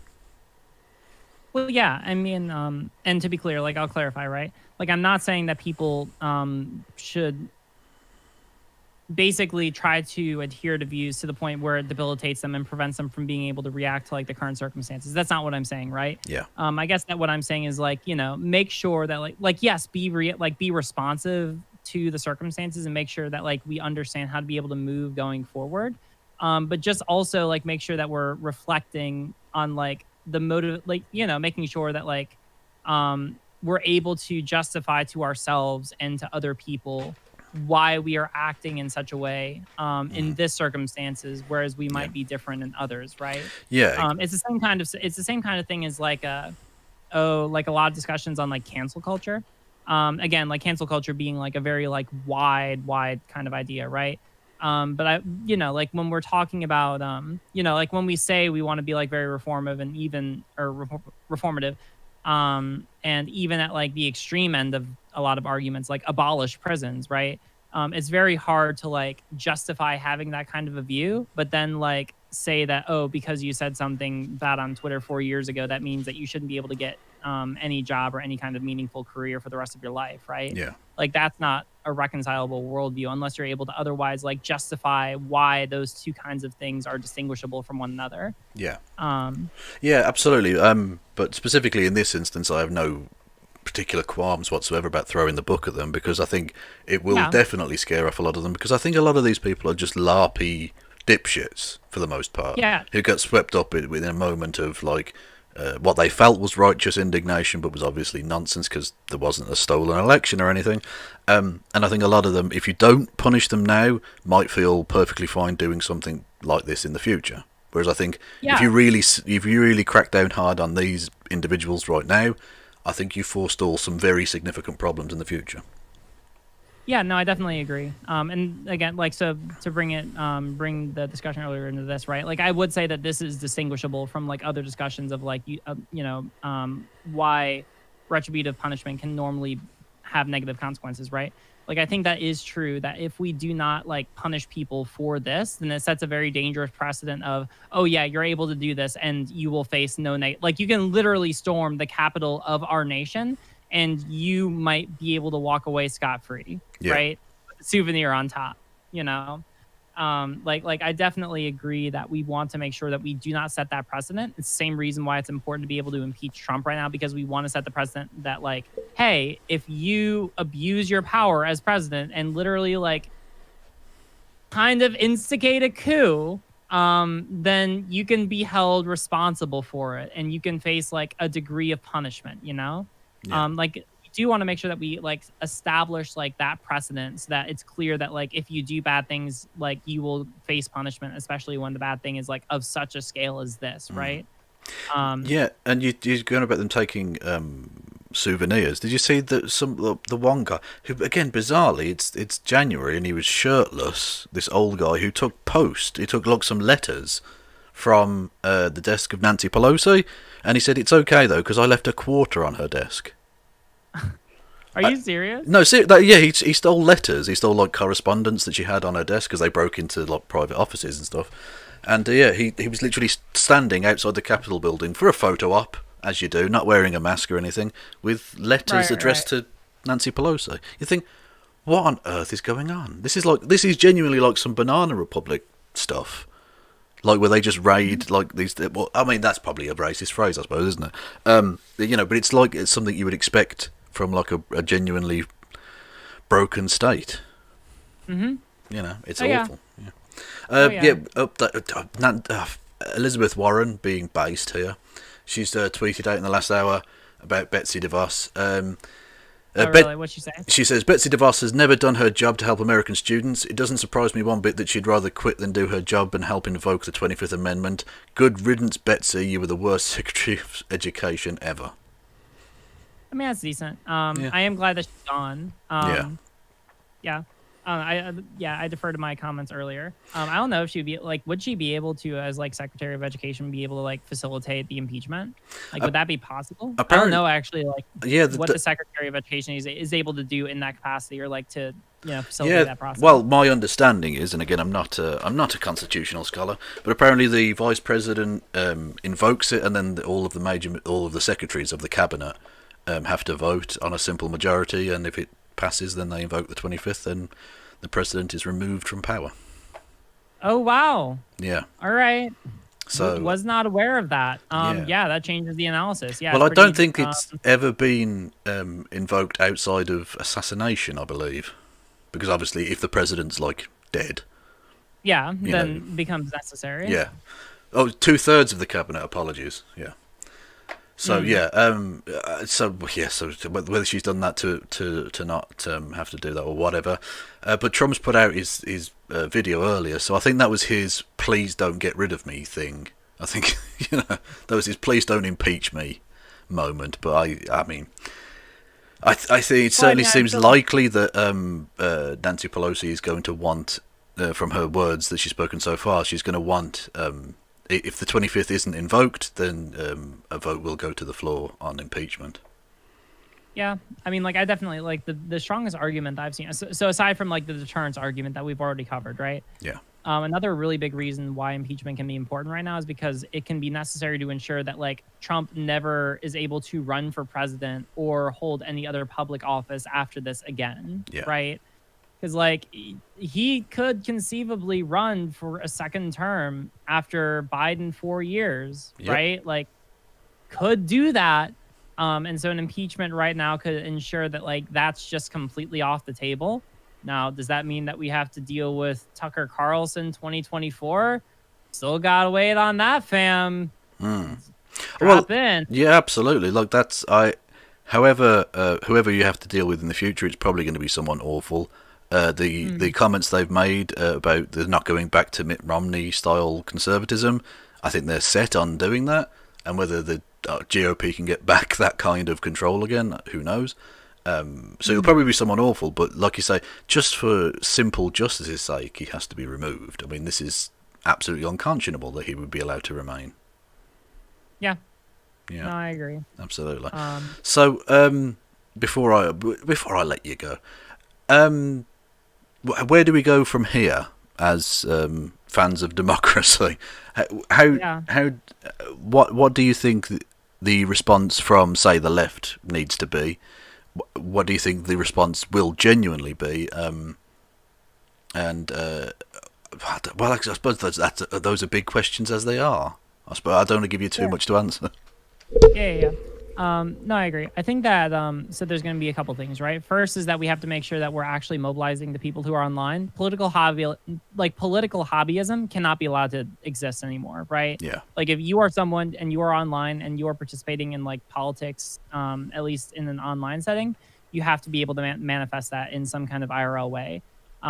Whether if you're in America, then follow me, because I'm going to be, like, focusing on trying to educate people on how to do that. If you're abroad, then in whatever country that you're in, right? Yeah. And I mean, so, like, that's step one, right? Is, like, get away from political hobbyism, actually, like, stop LARPing, do shit. Secondly is to make sure that you are doing shit and you're doing it in a, like, smart and effective way that will actually achieve results.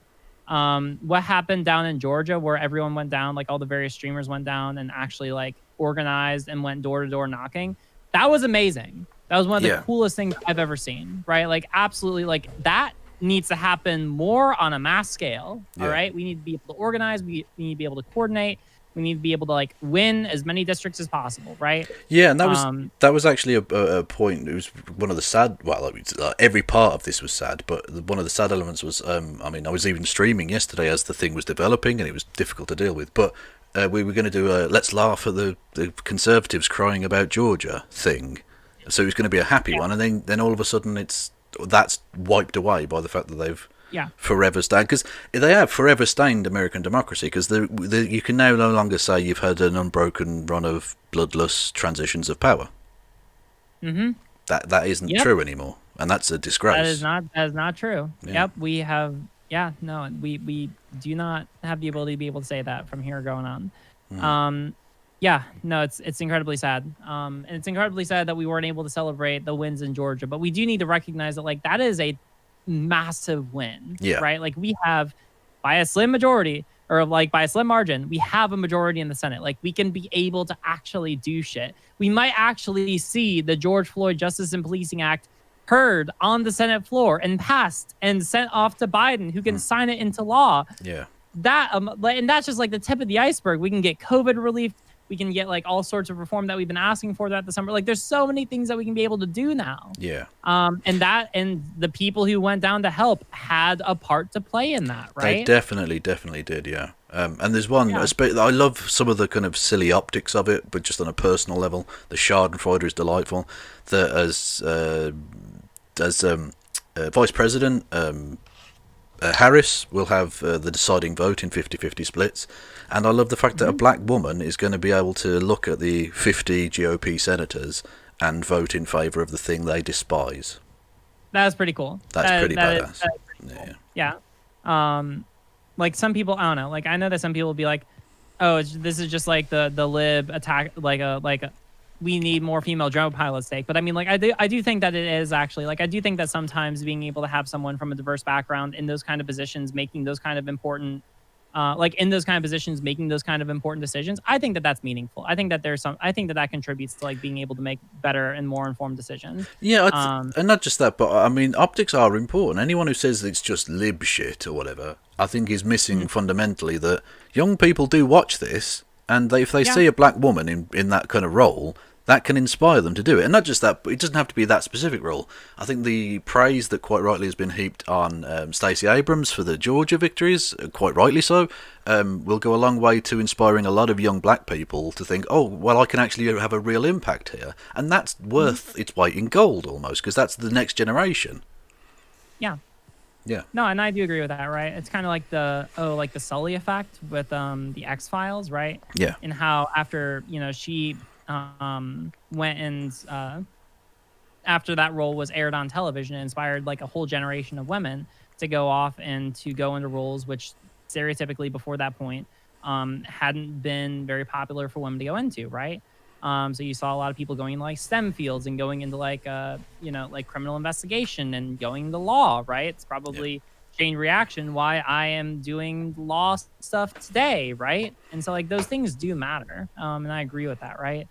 And so but I do want to like go back to the original question of like what do we need to do going forward. So like we need to do more we need to get away from political hobbyism. We need to start mobilizing in ways that actually achieve meaningful goals, and we have to, and this is like to me the most important thing, we have to figure out how to deal with the fact that like this country, America, had such like still has such an overwhelming number of people who support Trump, that the events that transpired yesterday, as well as the fact that the election was as close as it was, that allowed that to happen, right? Like we need to figure out how to be able to get those people. Like a lot of people may push back against this. We need to win those people over. All right. Or we need to win over the people who are undecided and who are in the middle of America. We need to win over the reasonable person. We need to get more people on our side. Right. Because like the thing that's important to know here is that we don't live in an authoritarian country. We don't just shoot our political opponents normally when they lose. And shouldn't as well. Yes. And should. Yeah. To be clear, and should. And I was making an allusion to yesterday. Yeah. So like, to be clear, we don't do that. And the consequence of that is to make sure that like a part of the process that's very underappreciated is that like the opposing side is still going to be there after all of this is said and done. Like after the entire transition of power, they're still here. And we need to be able to figure out a way to be able to reach those people so that we don't have the same thing happen again. Because if we do not, the same thing will happen again, and they will probably do it. Like they may get smarter, they may do worse, they may succeed, and we need to make sure that doesn't happen. Yeah, well, exactly. Yeah, I think you allude to a very good point. A point that certainly my crowd will be very annoyed at me repeating again. But America needs to be very grateful that it was stupid fascists, Trumpian fascists that had to go this time because they were clearly inept as all hell. But also prepare because. Not just prepare, but make sure that the swamp from which these creatures arise gets genuinely drained. And not in the Trumpian sense of just pretending, but actually do that groundwork. And that involves everyone. Mm-hmm. Yeah, absolutely. So, yeah, I think that's probably a fair place to wrap up. Yeah, thanks for joining me, Riley. I think this was nice. This was productive. Yeah, no, I appreciate it. I really enjoyed talking to you. I think this is the first time that we've spoken, right? At least in person or in person. I think so. Maybe on a charity stream somewhere. I'm not sure. Yeah, I don't know. There's lots of panels. There's a lot of streams. And apparently, I don't know. It makes me wonder whether or not contributing another panel will be good for that. I know that panels are a dime a dozen on Twitch, but hey, we'll see we'll see what happens. I never see the problem with this. There's never a problem with too much talking. I definitely, I hear that. Yeah. Someone gifted you a tier 1 sub on my stream. Thank you. That's very, very good. Oh, and someone just gifted you a sub on my stream. I presume it's probably the same person. Oh my God! Thank you so much. Yeah, thank you. It was Flamdar for me, so I don't know if that was the same person. But Yeah, whoever it Flamdar. was, Yes, I believe is a subscriber to me. That that name is seems so familiar. cool. But anyway, Well, yes, thank you. Yeah, that's very kind. That's awesome. You can use my one emoji now. I've got one. It's a picture of my cat. Oh my God! I think I've got a decent amount. I think we got like what 4 for tier 1, something like that. I'm going to be paying more attention to Twitch as because now I'm going to try and get partner. That's cool. That'd be awesome. Yeah. Yeah. So we'll see what happens. But all right. Well, hey, thanks. I'm gonna go because I'm very hungry. I was running around all day, so I think I'm gonna go and get something to eat. I'll talk to my chat for a little bit. Okay, cool, man. Yeah, take care. Everyone go and follow Riley. She's awesome. Yeah, and everyone go follow Kevin. Obviously, great conversation, great guy. Thank you. Okay. All right. Take care. Yeah, thanks. You too. Talk to you later. Bye. Well, that was, I think we can all officially agree, dope as fuck. I enjoyed that. Thank you to everyone for your chattings as well, all the rest of it. I did get some messages or something at some point. Hang on, I can get rid of Discord now, I believe. Hang on 1 second. Sorry, yeah. Oh, and apologies to everyone. At the very start, I had problems with my OBS.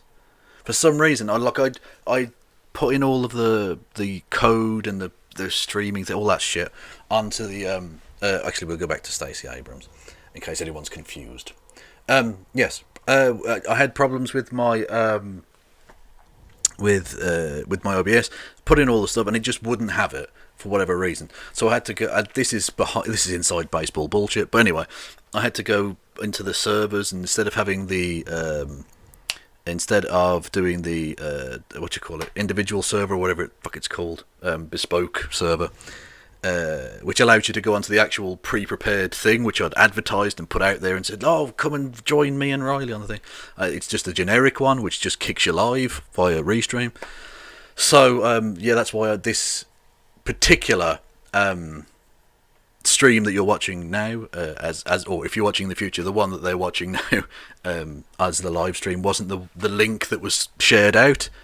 Other than the one I shared this out about 5 minutes after we'd started, and thank you to you. Oh, how the fuck do you say that? You for you Vansu. Thank you for following. Yeah, so that's why this stream wasn't the actual advertised link. Apologies to everyone for that. But yeah, my OBS was being screwy, and I was late to the to chat, even start the chat with Riley, which was very, very, very fucking annoying. Anyway, yes, and thank you to Flamdar for the gifted tier 1 sub to for giving that to Riley. That was very, very kind of you, very generous. And I mean that genuinely. Any support I get whatsoever, be it financial or any other reason, I genuinely love that. It means the world to me that anyone gives 2 fucks what I have to say. It's very pleasant. So yeah, we'll get to these, and then I'll have a general chit chat with you, and then probably fuck off or something, considering it's 4:15 in the morning. Sophie, Christia, both. Sophia, yes. They say, I'm not a lawyer and this isn't legal advice, which I think was a thing that you would expect Riley to say or something, because obviously she's not a lawyer yet. She will be, though, and she'll go on to become the greatest lawyer in the history of the fucking world. You mark my words! And Sophia comes back and says, hey Kev, are you reading out donations tonight? I did actually address that in the stream as I was going along. And what was I going to say? And yeah, in the stream as I was going along, but I was going to read them out afterwards. Can we talk about Elizabeth from Knoxville who didn't know she might get tear gassed? We can, but do you know that she wasn't actually tear gassed? I want to know from... Who is that? Haruka. Hello, Haruka. I presume, Haruka, you're an American, given that you're still awake at this time. I presume all of my... the phrase Britbonger is so strange. Where did that come from? I don't know, but I presume all of my British fans are. No, I don't have fans. I keep saying fans, and they're not fans. They're viewers. They're internet lovers. I like to think of you all. Oh, that's not true, is it? Anyway, 8 p.m. here. Where is it? 8 p.m. Hang on. Go back 4. It's 8. That's 8 hours. So you're on the East Coast. No, West Coast. Sorry. Oh yeah. Oh, we do have British peeps here. Okay. Oh, okay. Wasn't there a dude called Britbong? Was there? That's amazing. Wasn't she maced? She was not maced, and I will tell you in a second. Hang on. No, I don't want messages. I want bookmarks, don't I? Right. We go back to main window. I'll be covering this tomorrow as well with Christy because it's in the bookmarks. But no, she was full of shit. Now, there's been a viral clip going around of this poor damsel in distress who was maced at the Capitol building for just doing a silly bit of insurrectionism. Turns out, though, she's full of shit, as we can see here. Right. Can we... let's centre that nonsense. Come on. Get it in the screen, lad. Right. There's this viral clip that's been going around. Now, as you can see, she... this is her hand. We'll show you the full thing in a second. That's her... a towel with an onion in it. That's right. She's trying to fool everybody. We'll skip forward a second. This is her. She gets interviewed by a person saying, "Oh, I've been tear gassed. I didn't know I was going to get tear gassed." And she says, literally, look, you can still see the towel with the onion in it. There, right? There's her wiping her face with the onion towel to make herself cry via the acid, the whatever acid it is in onions that makes your eyes water. And then giving the interview with, and that's, for some reason, I don't know why they've put the picture of the boyfriend in there. Or the whoever he is, male friend. But there she is, she's wiping the onion on her eyes. She's genuinely faking it. So, yeah, full of shit. Crazy stuff, right? Yeah, that's pretty intense. Pretty intense behaviour. Actually, it seems though it's late and probably a lot of people haven't been. I might as well just go through a few of these with you. Because these are great. Hogs. I love the phrase hogs to describe these people. It's quite right. 30 to 50 feral hogs, indeed. MAGA. There was this, sorry. Sophia again. Sophia, you don't have to keep giving me money. I do appreciate it, but, times are tough. Maybe you're rich, I have no idea. But, you don't have to. Was there police collusion with MAGA? It looks like that way to me. Yeah, I think there probably was. I think there undoubtedly was. There is some clips. Hang on, I don't know if I have them. Bookmark head. Do I? Where? Not sure. Oh, that was interesting, yeah. Anti-Semite. Camp Auschwitz. He broke into the Capitol building. And I genuinely saw someone make the argument, this is too stupid for words, saying, how do we know he wasn't an Auschwitz survivor? Now, people, I nearly screamed, just at my phone screen when I read that. Firstly, how old do you think this man is? He would need to be in his fucking 80s at the very least. Look at him, he's 50s. Secondly, do you think they were handing out Auschwitz merch to the survivors? Do you think you can go to you went to Auschwitz and if you survived they gave you I survived Auschwitz and all I got was this lousy t-shirt? No, there isn't a fucking gift shop. Anyway, yeah, so that's this one's funny. Actually, yeah, this one is funny. This is from the streets of Washington, D.C. Get the fuck out of town! Fucking treasonous pieces of shit! I know! They really destroying our city! They're destroying the fucking city, and it's like nobody gives a shit! If that was Black Lives Matter, they got tanks rolling down Pennsylvania Avenue. True. These fucking crackers take over the goddamn capital!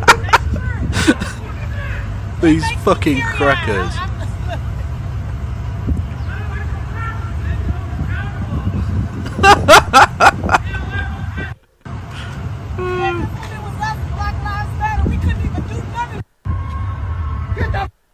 I love that, a white guy going, there's a bunch of crackers broke into the Capitol. Oh, good. Awesome stuff. Look at these fucking cunts. I do hope they get done. Yeah, and again, that's Trump. January 6th, see you in DC. Yeah, that's stochastic terrorism becoming actual terrorism.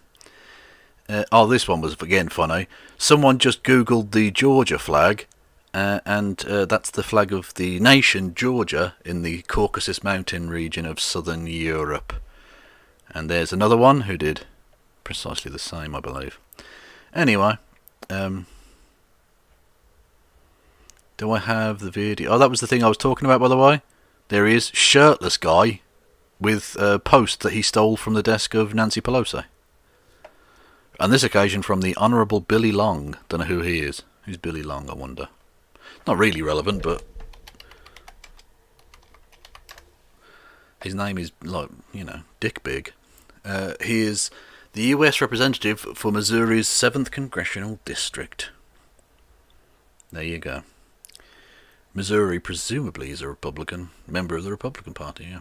Anyway.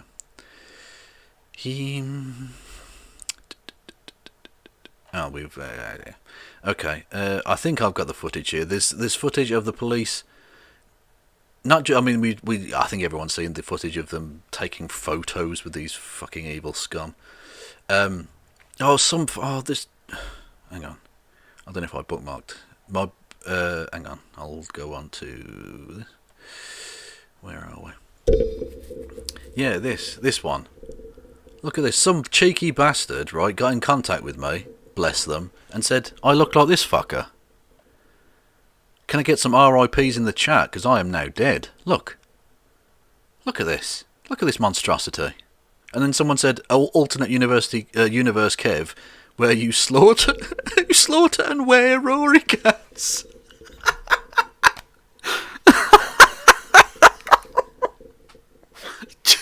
Fucking Christ. I'm dead. I'm dead. Alright, rest in peace, Kev. There's no coming back from that. That is a burn so savage, I no longer have any skin.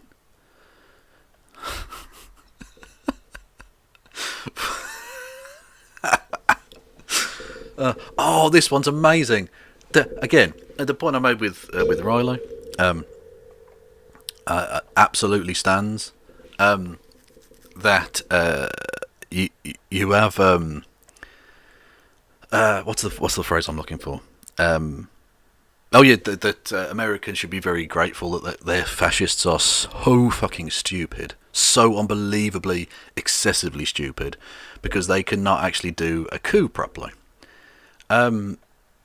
This dullard, this cretin here, wore his work lanyard to do a coup. As you can see there, that he literally took. You can see his photo ID. This is the statement that was released about this by NDM Navistar Direct Marketing, which is, as you can read there, NDM Navistar Direct Marketing. Navistar Direct Marketing was made aware that a man wearing a Navistar company badge was seen inside the US Capitol on January the 6th, 2021 during the security breach. After a review of the photographic evidence, the employee in question has been terminated for cause. I presume they mean the employment has been terminated rather than him, which, you know, I'll leave you to decide on the morality of that. While we support all employees' right to peaceful, lawful exchange of free speech, any employee demonstrating dangerous conduct that endangers the life and safety of others will no longer have any employment, an employment opportunity with Navistar Direct Marketing. So, again, America's fascists, very stupid. Can I find... Capybara. Where are we? Well done to these ladies as well, who took the electoral college votes, which are in these weird containers. Otherwise they would probably have been destroyed by the mob. So, I mean, democracy shouldn't rely on the quick thinking of individuals like that, but it did, and thankfully they thought quickly. Where is... Oh yeah, this is the thing. Hang on, no, yeah, this is the thing I mentioned earlier. Some people who broke into the Capitol. Literally just what happened in there? Tell us what happened. Yeah, we went in there and then I walked in and there's just a whole bunch of people lighting up in some Oregon room. I don't know if it's just tons of Oregon paintings, but they were smoking a bunch of weed in there.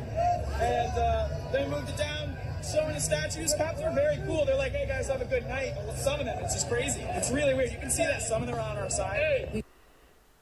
The police were saying, have a good night. Have a good night.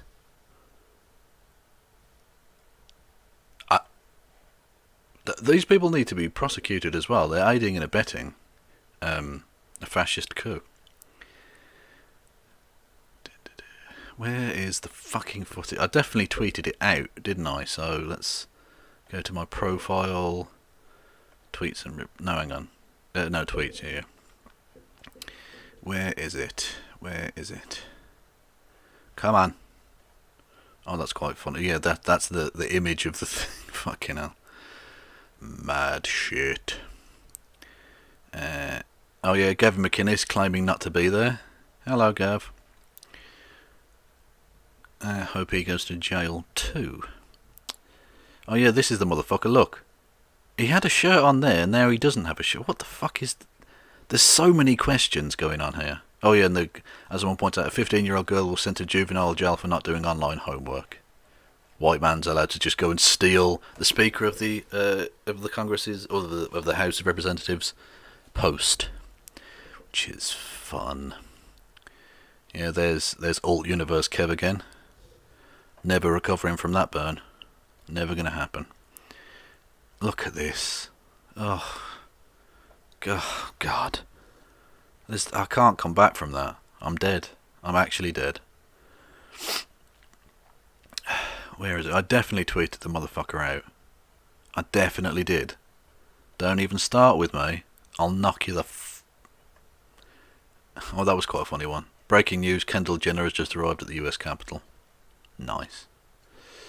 Oh yeah, Crystal Ball is a dickhead. I was promised a coup a few weeks ago, that was. Yeah, there was always a coup going on.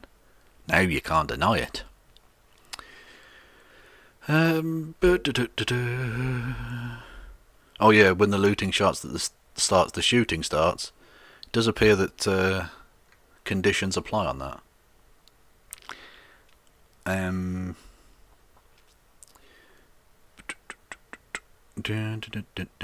Oh yeah, this is the thing I mentioned. Look, the police are just helping this woman down the stairs.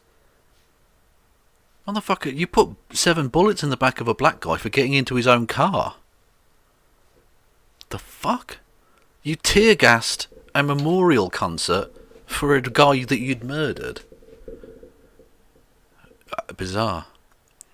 Yeah, I also tweeted this. I'm not saying that it was definitely my reporting of Trump tweets that got him banned, but it's eerily coincidental timing, isn't it? Just saying. Actually, that's a point. Should we check if Donald Trump's still going?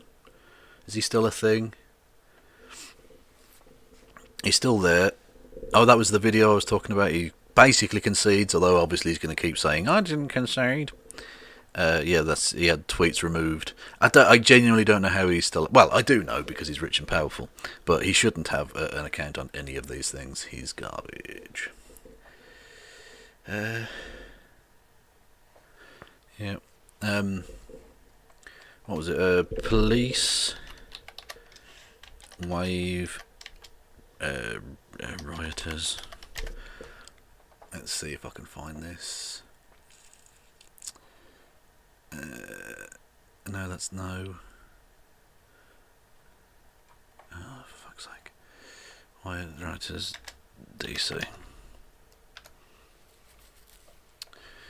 Police. I definitely saw it. What the fuck, man?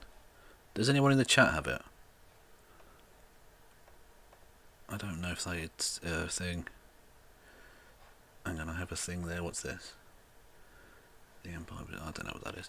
Anyway, yeah, I can't find the footage of them. There's a thing where he Where the police are like waving the protesters through, like directing them. Police direct protesters, Washington. Oh, for fuck's sake. I can't find it anyway. Doesn't matter. Bollocks to it. If anyone finds that for me. Let's have a look at the timeline, see what everyone's saying. There's some cats. Good, good. Wow, a bunch of y'all really turned into Nazi sympathisers. Oh, pardon me.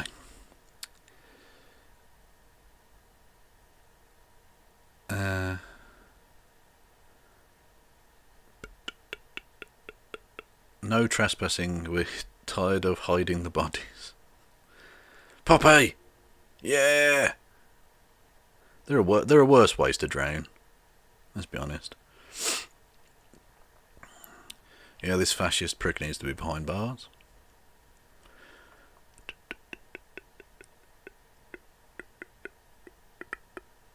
Suspected pipe bombs? Oh, there we go. The FBI is offering a $50,000 donation, fuck's sake, reward for information regarding the suspect accused of planting 2 pipe bombs at the RNC and DNC headquarters in Washington. Well, there's not a lot to go on there, but okay. Yep. Fucking pipe bombs from a supposedly peaceful protest. Interesting. Almost as if the right wing are lying scum. Yeah. I was feeling sad and my housemate reminded me that Thatcher's dead, and as always, that fact brought a smile to my face. It brought a smile to my face as well. That's the beauty of it. Oh, Mo Brooks needs to go to prison as well. Anyone who incited this shit needs to be behind bars. That's pretty cool. I like that.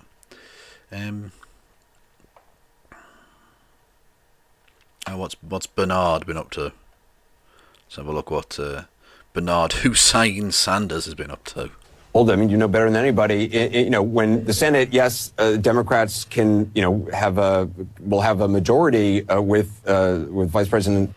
Bollocks! I've been looking at the wrong screen. You haven't been looking at this, have you? I opened a different tab, and for some reason it went onto the other thing and not on the screen I've been sharing. So you've been looking at police wave rioters DC, no results found, for the last few minutes, which is really annoying.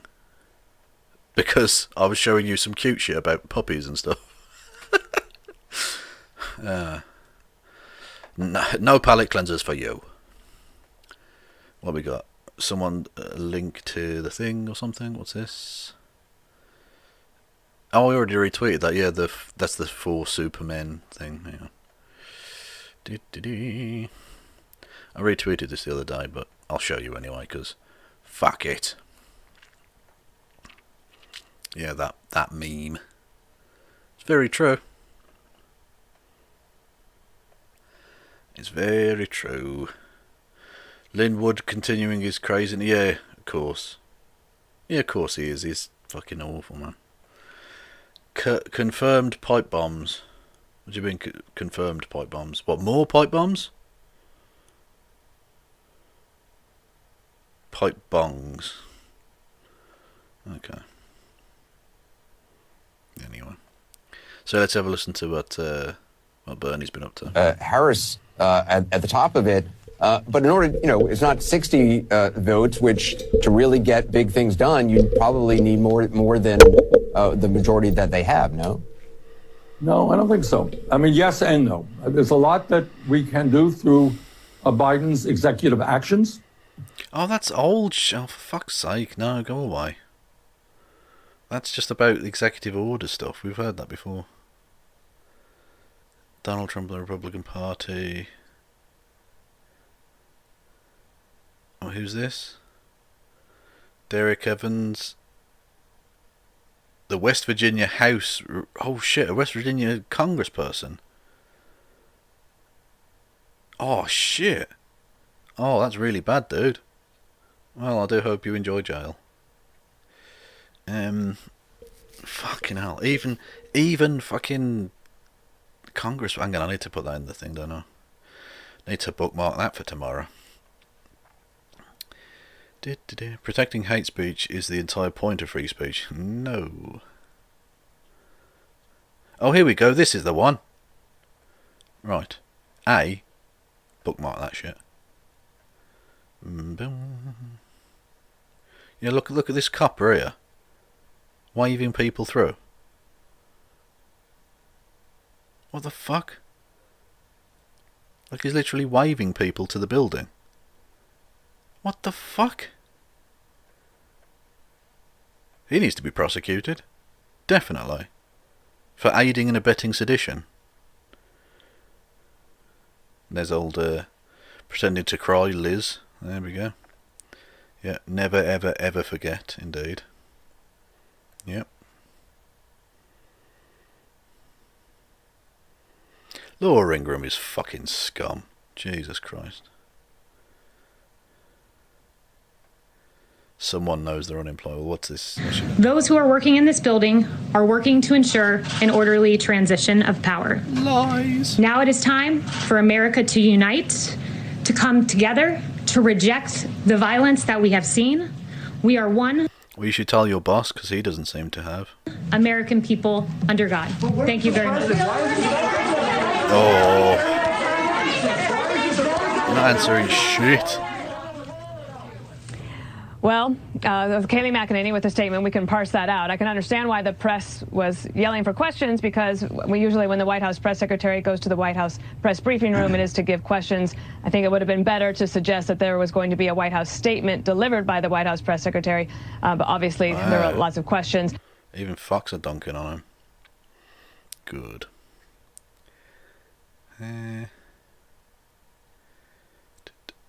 Cat. Oh yeah, fuck Elon Musk. He's now the richest man in the world. Fuck him.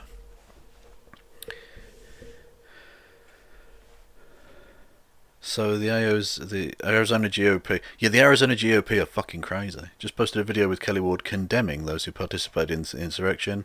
Sure would be a shame if there's a photo out there of one of them. Oh yeah, there you go. They're all linked, motherfuckers. Yeah, she wants to get rid of people from the GOP from the House, which is good.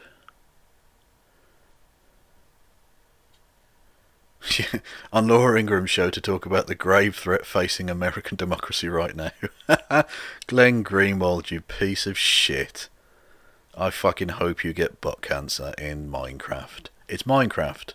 It's fine. Chud light. Okay.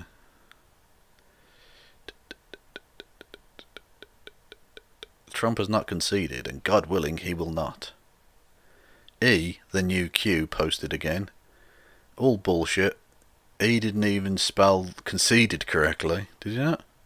Oh, he didn't? Oh, yeah, conceded correctly in the first sentence. What a farce. Oh, let's have a look what Q's up to. Through his presidency, we have seen the true nature of the deep state exposed like never before. From the very beginning, they crafted false narratives to alienate people toward him, and they have never stopped.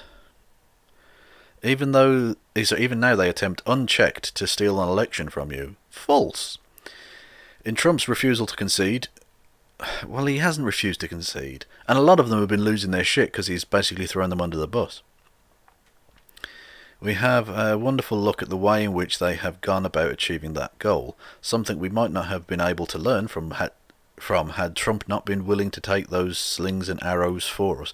What are the who's still supporting this motherfucker at this point? Really? Look, even if you're a fascist, your coup's failed.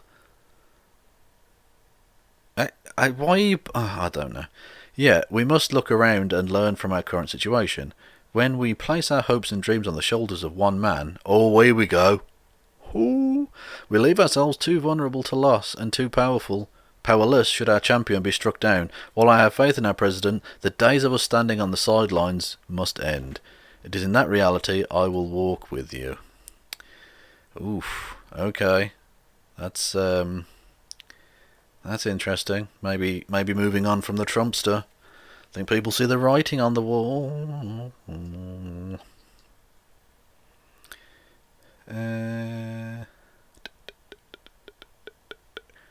Boo.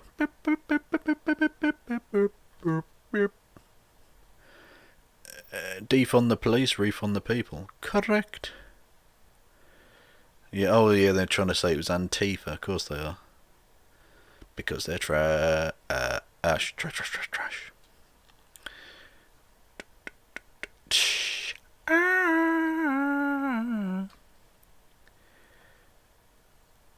What? Dole wistfully dreams of a world in which a member of the far-right mob, the capital, were Speaker of the House. What? Look, a protester sits inside Speaker Pelosi's office. We will not back down is scrawled on a folder. That guy probably get more done for the people than Nancy Pelosi did. I'd like to see what that guy would do. I would let him be Speaker for a while. Are you fucking kidding me? Are you actually fucking kidding me? Can you believe this Nazbol cunt? Can you actually believe this guy? Jimmy Dore, proud leftist, thinks AOC is a sellout. Thinks the Squad are frauds and pieces of shit who needs to be attacked. Thinks a far right terrorist threatening US democracy should be given the speakership. Jimmy Dore, you are unspeakably shit. You are a terrible person. You are a fucking dreadful piece of garbage. Fuck you. Unbelievable. That is... even for Jimmy, that's fucking awful, man. I've seen some hot trash takes from this motherfucker, and that's the worst of them. Honest to God, that is the worst of them.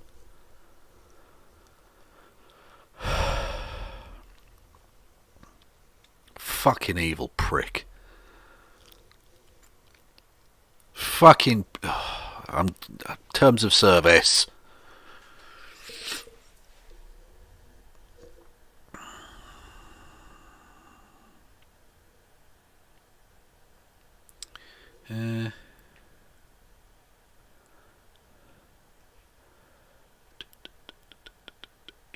What's this?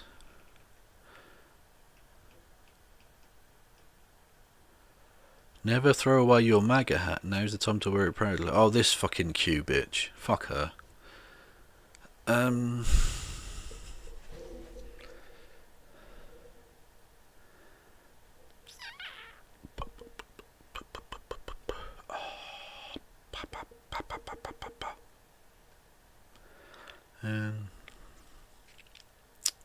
Have we got anything else? What's this? Why I left the left. Yeah, Angie Speaks is doing the leaving the left bullshit. We'd rather be lonely than with a mob. Axe condemns yesterday's act. Oh, can companies not do this? I saw fucking Coca-Cola doing this earlier. We think terrorism's bad. Really? Because you've been killing enough fucking South American trade unionists, you bastards.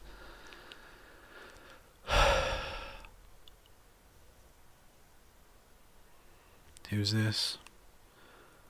Yes, North Texans took part in storming the US Capitol. At least a handful of Dallas area Trump supporters were ready to be identified. I don't know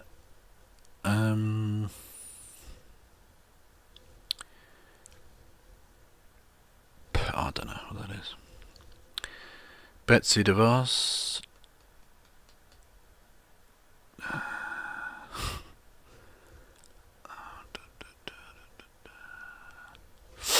Any journalist who remarks on Trump's new tone after everything we've seen in the last 24 hours should be fired on the spot. Correct. That gets a retweet. Jared. I've interviewed Jared. He's a good lad. Sword art online sucks. True.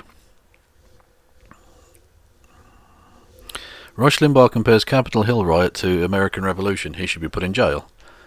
I'm sorry that he should be put in jail for that. In Tokyo... Oh, good lord. Oh, no. I tried to check the status of my stimulus and it just said, "We've seen your video." Brent Terhun's a very funny chap. Yeah.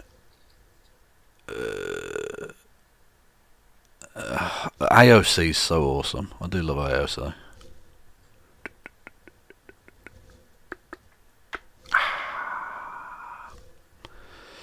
This is Jenna Ryan. She works for Texas Realtors and is a domestic terrorist. Correct. Very much true. Is anyone still watching this? Is anyone still watching this? I don't even know. There are still people watching this. Well, this is bizarre. Go to bed, people.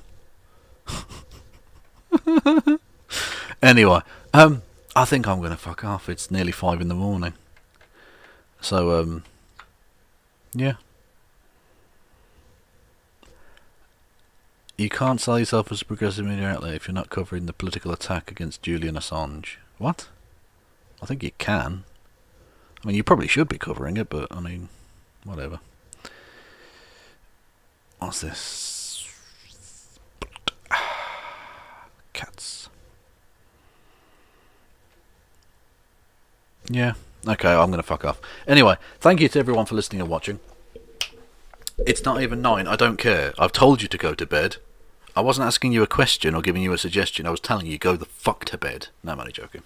Anyway, thank you all for listening and watching on Twitch. If anyone's still watching on Twitch, I don't even know. I'll kick you over to whoever the fuck is going. Dylan Burns. Hello, Dylan. You can have whoever's watching here. And I will see you all tomorrow night. Or today. Well, no, today, yeah. I'll see you all in about 12 hours or whatever it is. Not 12 hours.